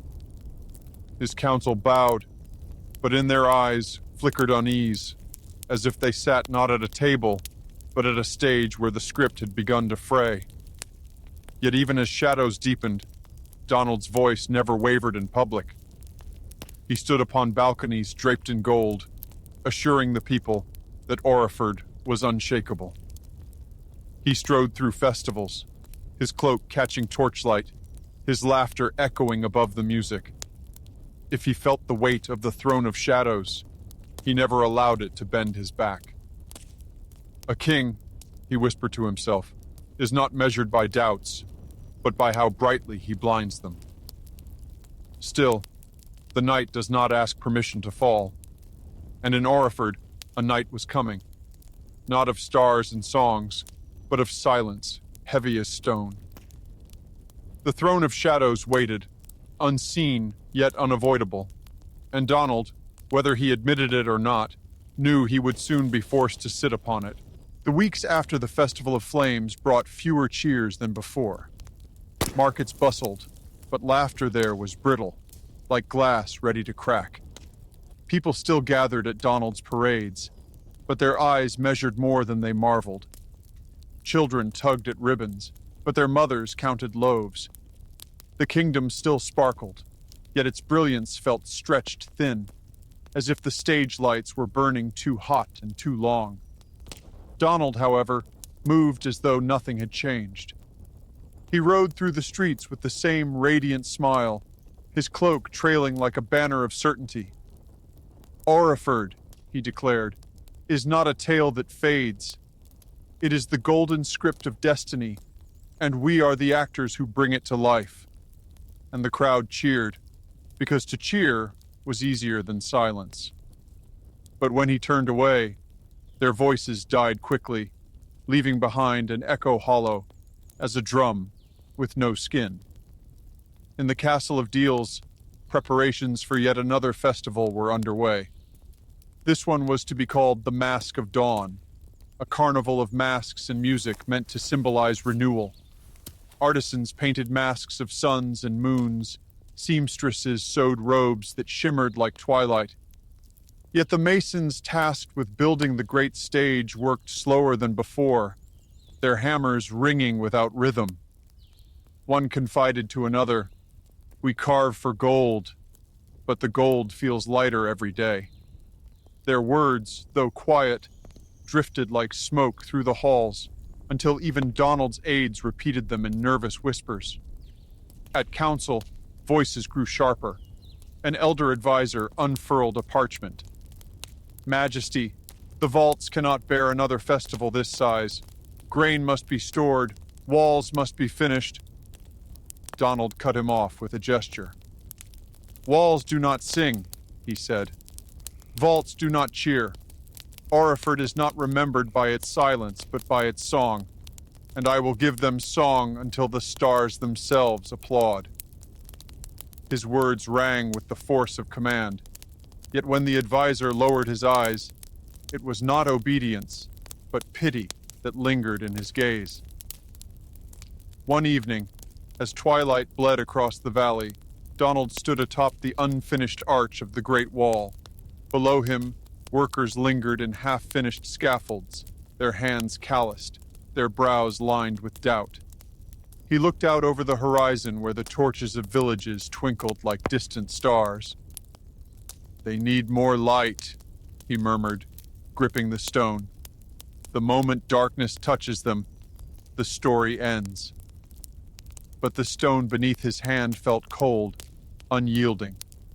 For the first time, Donald sensed that spectacle might not be enough, that no matter how brightly the stage burned, shadows still gathered behind the curtain. That night, he dreamed of a throne. It was vast, carved not of gold, but of black stone, its surface gleaming like a mirror that showed not faces, but fears. He approached it, crown heavy on his brow, cloak dragging through the dust. When he sat, the throne whispered, not in words, but in silence so deep it roared. He woke with his heart pounding, his chamber dim, the festival plans strewn like scripts across his table. The throne of shadows had come into his sleep, and he knew it would not leave. Still, he would not yield. The Mask of Dawn opened on schedule. The streets filled with music. Dancers in gilded masks twirled beneath arches strung with lanterns. For a moment, the kingdom forgot its doubts, swept away in color and sound. But Donald saw the truth in the corners of their eyes, celebration tinged with fatigue, wonder strained by worry. The performance dazzled, yet even as the crowd clapped, their hands moved slower, their cheers softer. Donald bowed, his smile unwavering, though inside he felt the chill of the throne drawing nearer. For every spectacle he created, the shadows thickened, as if each torch lit for joy also birthed a darker flame behind him. The Mask of Dawn drifted to its last refrain with the softness of falling ash. Lanterns, tired from their own shining, bowed toward the cobbles. Musicians slowed their bows as if the strings themselves had grown thoughtful. When the final dance unwound, the crowd did not thunder away as they once had. They dispersed in small constellations, friends speaking low, parents gathering children, merchants closing lids with careful hands. A sweetness clung to the air, but it was the sweetness of something finished, like fruit left glowing on a windowsill after the feast. Donald remained on the balcony until the square emptied to whispers. Beneath him, a single ribbon lifted and fell, as if the night were breathing. He placed both palms on the warm stone and listened for the old chorus, the one that had always arrived to buoy him when doubt came prowling. It did not rise.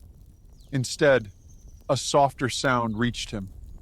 The hush of brooms, the small clack of carts, the muted sigh of a city settling its glitter into sleep.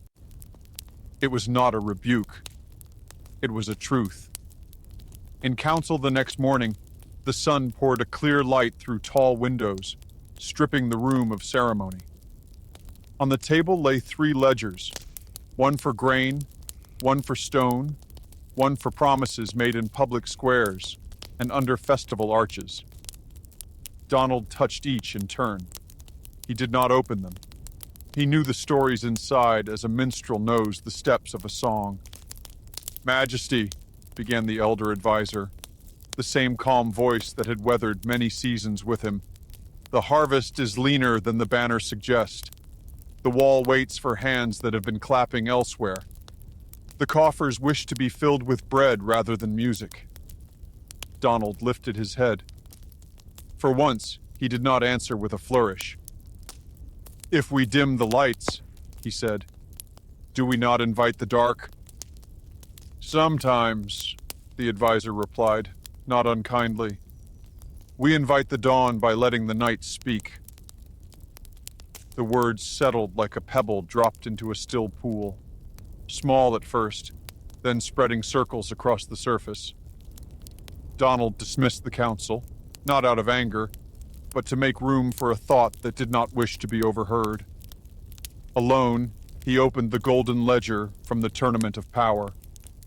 Names flowed down the page like a river: farmers, artisans, caravanners, lords, children who had written with oversized letters and ink-blotted thumbs.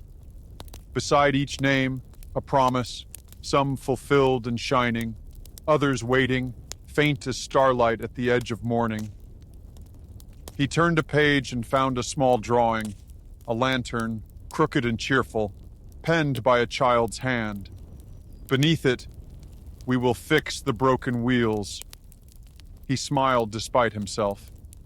Then he closed the book and stood. At dusk, he walked the city without guards, wrapped in a simple cloak.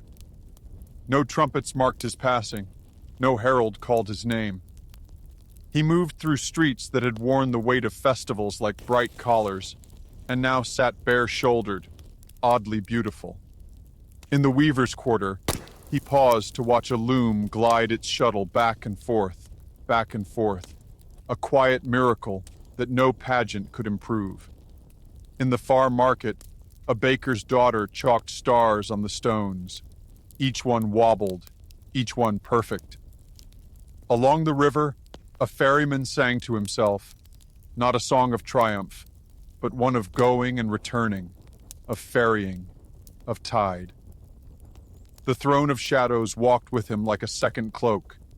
He felt it not as malice, but as weight, the weight of all that must be tended after the music fades. A thought took shape.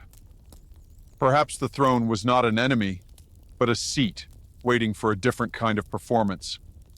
Not the breathtaking, but the breath. Not the astonishment, but the attending. On the 7th evening after the mask, Donald called no festival.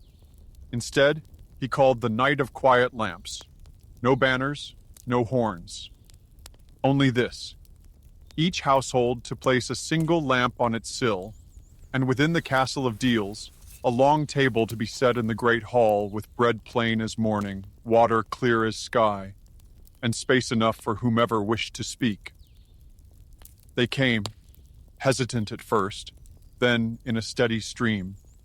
Masons with lime on their sleeves, shepherds with valley wind in their hair, merchants whose fingers smelled faintly of spice, mothers, fathers, elders, apprentices. They took seats without order. The king entered without fanfare and sat among them, not at the head, but in the middle, where listening lives. Candles trembled, faces gentled.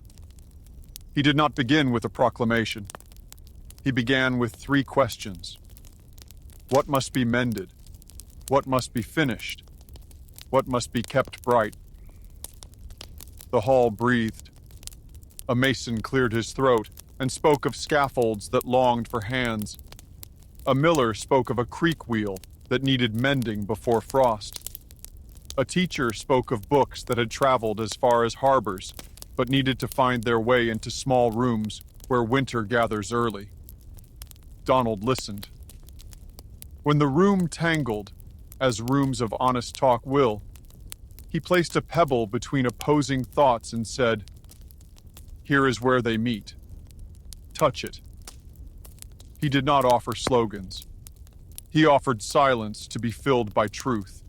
And when truth arrived, he offered shape. Scribes wrote not speeches, but schedules. The golden ledger returned to the table, and beside old promises, new dates took their places like lamps in a line. Outside, the lamps on sills turned the city into a constellation, drawn close to earth. Children pressed their noses to glass and traced paths from light to light. Here's ours. There's the baker's. That must be the ferryman's. Across the valley, the great wall, unfinished in places, caught the glow and held it as if remembering an oath.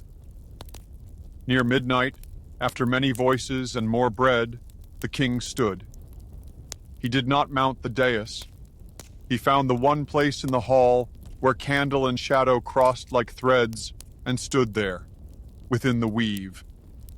"Oriford," he said, his voice no louder than a fireside story, "is not a single spectacle. It is the long work of many mornings. We have shone so brightly that even our shadows glitter. Good. Let us use that light to see what needs our hands." He lifted the ledger. "Tomorrow we will mend wheels, set stones, stack grain. The music will return. Music always returns. But first, we will tune the strings." The hall answered not with thunder, but with something steadier. A scent. When the lamps were at last pinched closed and the hall thinned to echoes, Donald climbed the tower that looked toward the valley and the wall. There, in a corner where the torch threw a silhouette in the shape of a chair, he saw it again, the throne of shadows. This time, he did not hesitate. He sat. The stone beneath him was cool. The silence was deep, but it did not roar. It held him like a calm sea holds a ship that has finally trimmed its sails to the wind it truly has. He thought of the green-clad knight lifting rings with patience, of the mason's lantern piece outthinking a court strategist, of the promise tables where strangers had become partners. He thought of a child's crooked lantern, and of wheels that wished to turn. When he rose, nothing in the tower had changed. The torch still burned. The night still pressed its ear to the window. The wall still waited. And yet, something in him had become quietly different.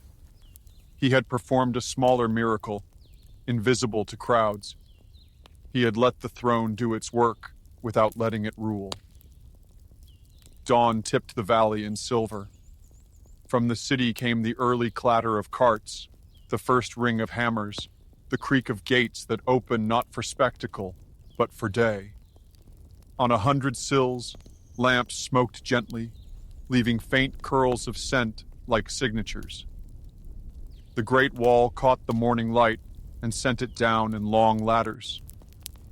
Donald watched, then turned from the window and began to walk.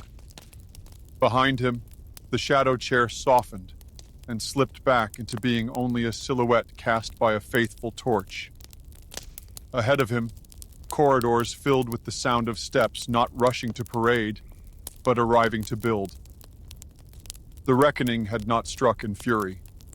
It had arrived as balance. And though the kingdom of spectacle still owned its shine, Oriford had learned again the older music that hums beneath all songs. The measure of hands at work, the cadence of promises kept. The throne of shadows did not vanish. Thrones rarely do. It waited where it always waits, at the crossing of light and need. But from that morning forward, whenever the kingdom's story swelled toward glitter without ground, the king would find time to sit, to listen, to let the cool stone remind him that crowns are held up not only by gold, but by gravity, and by the quiet strength of those who rise to meet the day. Oriford exhaled. It was not the roar of a crowd. It was the breath of a realm remembering how to stand. Long after the last trumpet rested its bright mouth upon velvet and the final banner was folded like a kept secret, Oriford learned a gentler brightness. It did not come from fireworks or mirrored courtyards. It came from windows, from hearths, from the small lamps of family lights, when the day has been good enough to be grateful for and hard enough to be proud of. The kingdom, which had once roared like a festival, now breathed like a lullaby. People still spoke of the castle of Deals and the great wall that traced the valley like a constellation brought down to earth. They remembered the feast of gold and glory, and the tournament where grace, mind, and promise had been crowned not with trumpets, but with usefulness. They remembered the kingdom of spectacle and the winter fires that burned without biting smoke. And in quieter voices, near the edge of sleep, they spoke of the throne of shadows and the night of quiet lamps, when a ruler sat among his people to hear what must be mended, what must be finished, and what must be kept bright. From these tellings, a new shape took its place in the story: the dreaming crown. No jeweler hammered it. No vault could keep it. They said you could not even see it with open eyes. It was a crown that appeared when the lamps were low and the house was still, a lightness that settled just above the brow, not upon a king alone, but upon anyone who closed their eyes with the kingdom in mind. Some nights the dreaming crown rested over the ferryman as he hummed to the river. On others it hovered above a teacher counting the books that would travel to rooms that needed winter turned into spring.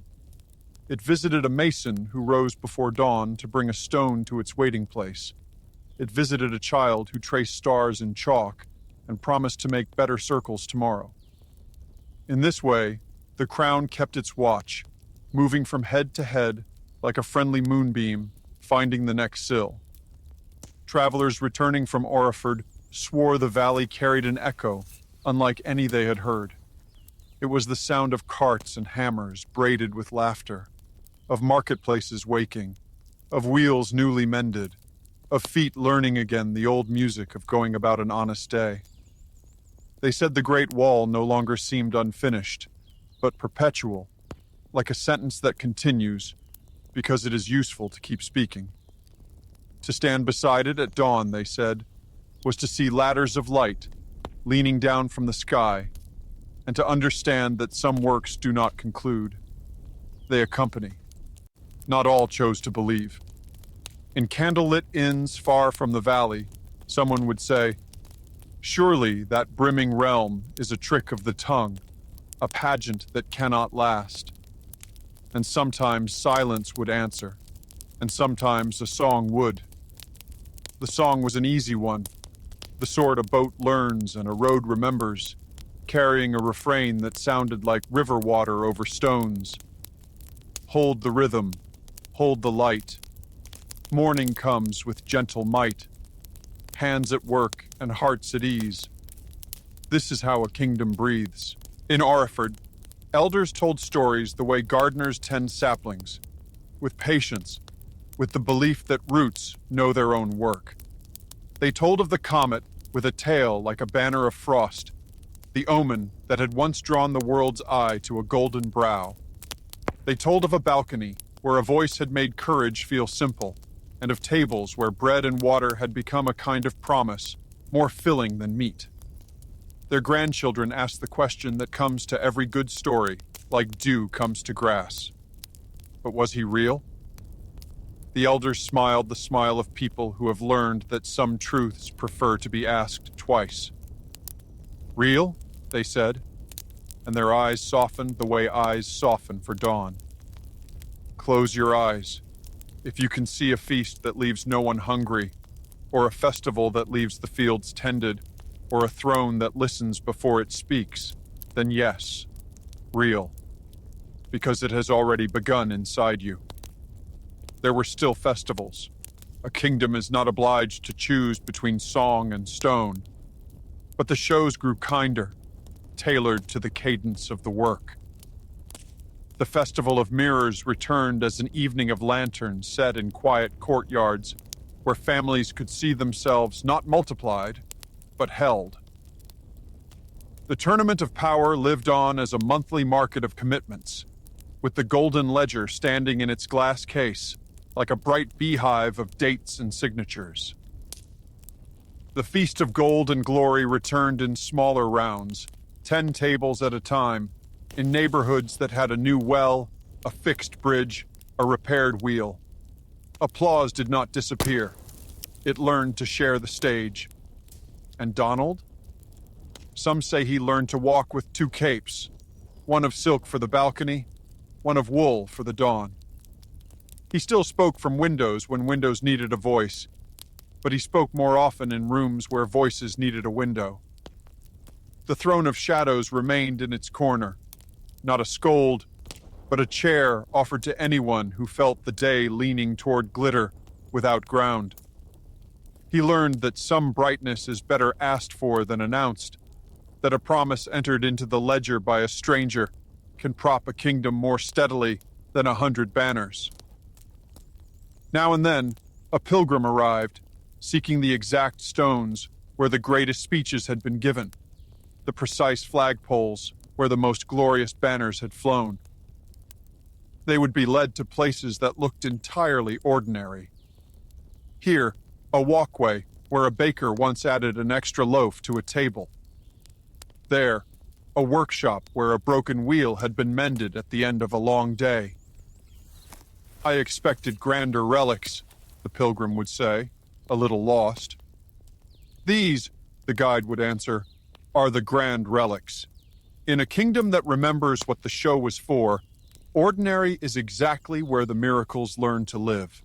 Sometimes, in the hour before sunrise when even owls yawn, the dreaming crown settled above the valley itself, so lightly that fog wore it like a ring. On such mornings, the first person to open a window would find the air sweet with something they could not name. They would breathe it and begin. And beginning would feel less like labor and more like a song that remembers its next note. The great wall would rinse itself in silver. The castle's lamps would wink twice, as if sharing a joke with the day. And somewhere in the city, a child would sit up and say, "I think today I will learn how to braid." And somewhere else, a mason would say, "I think today I will carry 2 stones." And somewhere else, a ferryman would smile because the river, which has always had much to say, had chosen to say it softly. That is how a legend chooses its shape. It does not demand belief with trumpets. It finds 1,000 small doors and waits politely for each to open. In time, those who had been sure the story was only spectacle began to notice that the lamps on the sills were not props, but habits. That the night of quiet lamps had become a weekly custom in neighborhoods that wished to remember themselves. That the golden ledger's pages, once fresh as snow, had acquired the warm wear of a book people loved to touch. If you travel far enough from Oriford, you will meet someone who has never heard the name. They will listen as you speak, and when you finish, they will nod and say, "We had something like that once." Do not correct them. Let them keep their version. The dreaming crown is happiest when it can pass from tongue to tongue without needing to prove whose it was first. And if you travel close, if you enter the valley at the hour between lamp and sun, you may catch the kingdom in its favorite act, which is not a spectacle at all. A girl will be tying ribbons to a wagon whose wheel no longer limps. A boy will be learning how to listen to wheat. 2 elders will be arguing with kindly vigor about the better way to store apples.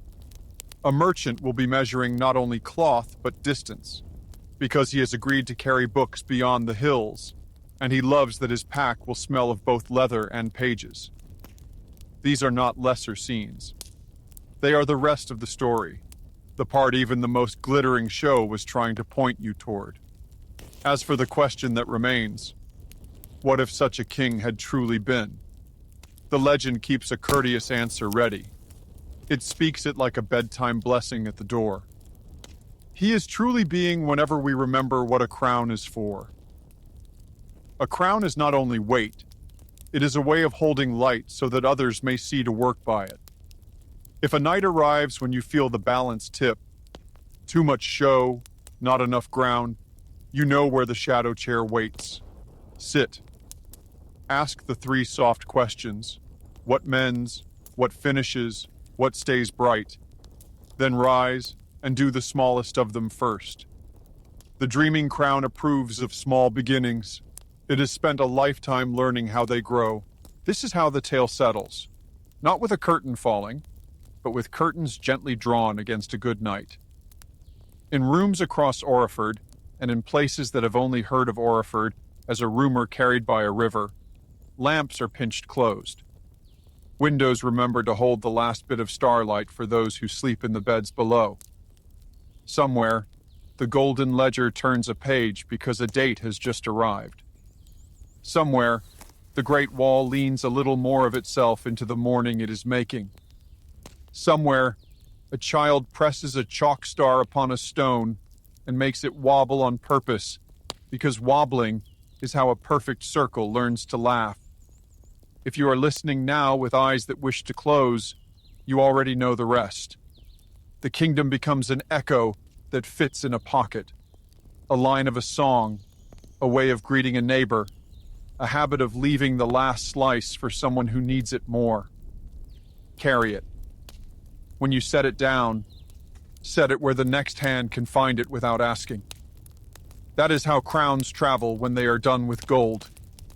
Sleep then. The dreaming crown keeps watch lightly. It does not weigh upon you. It hovers like a promise just above your brow. And when morning opens the window and the day leans in with its quiet list of needed things, you will find your part waiting, small and shining. Put it on like a hat you forgot you loved. Step out. Hold the rhythm. Hold the light. The kingdom breathes. And the story, our story, goes on.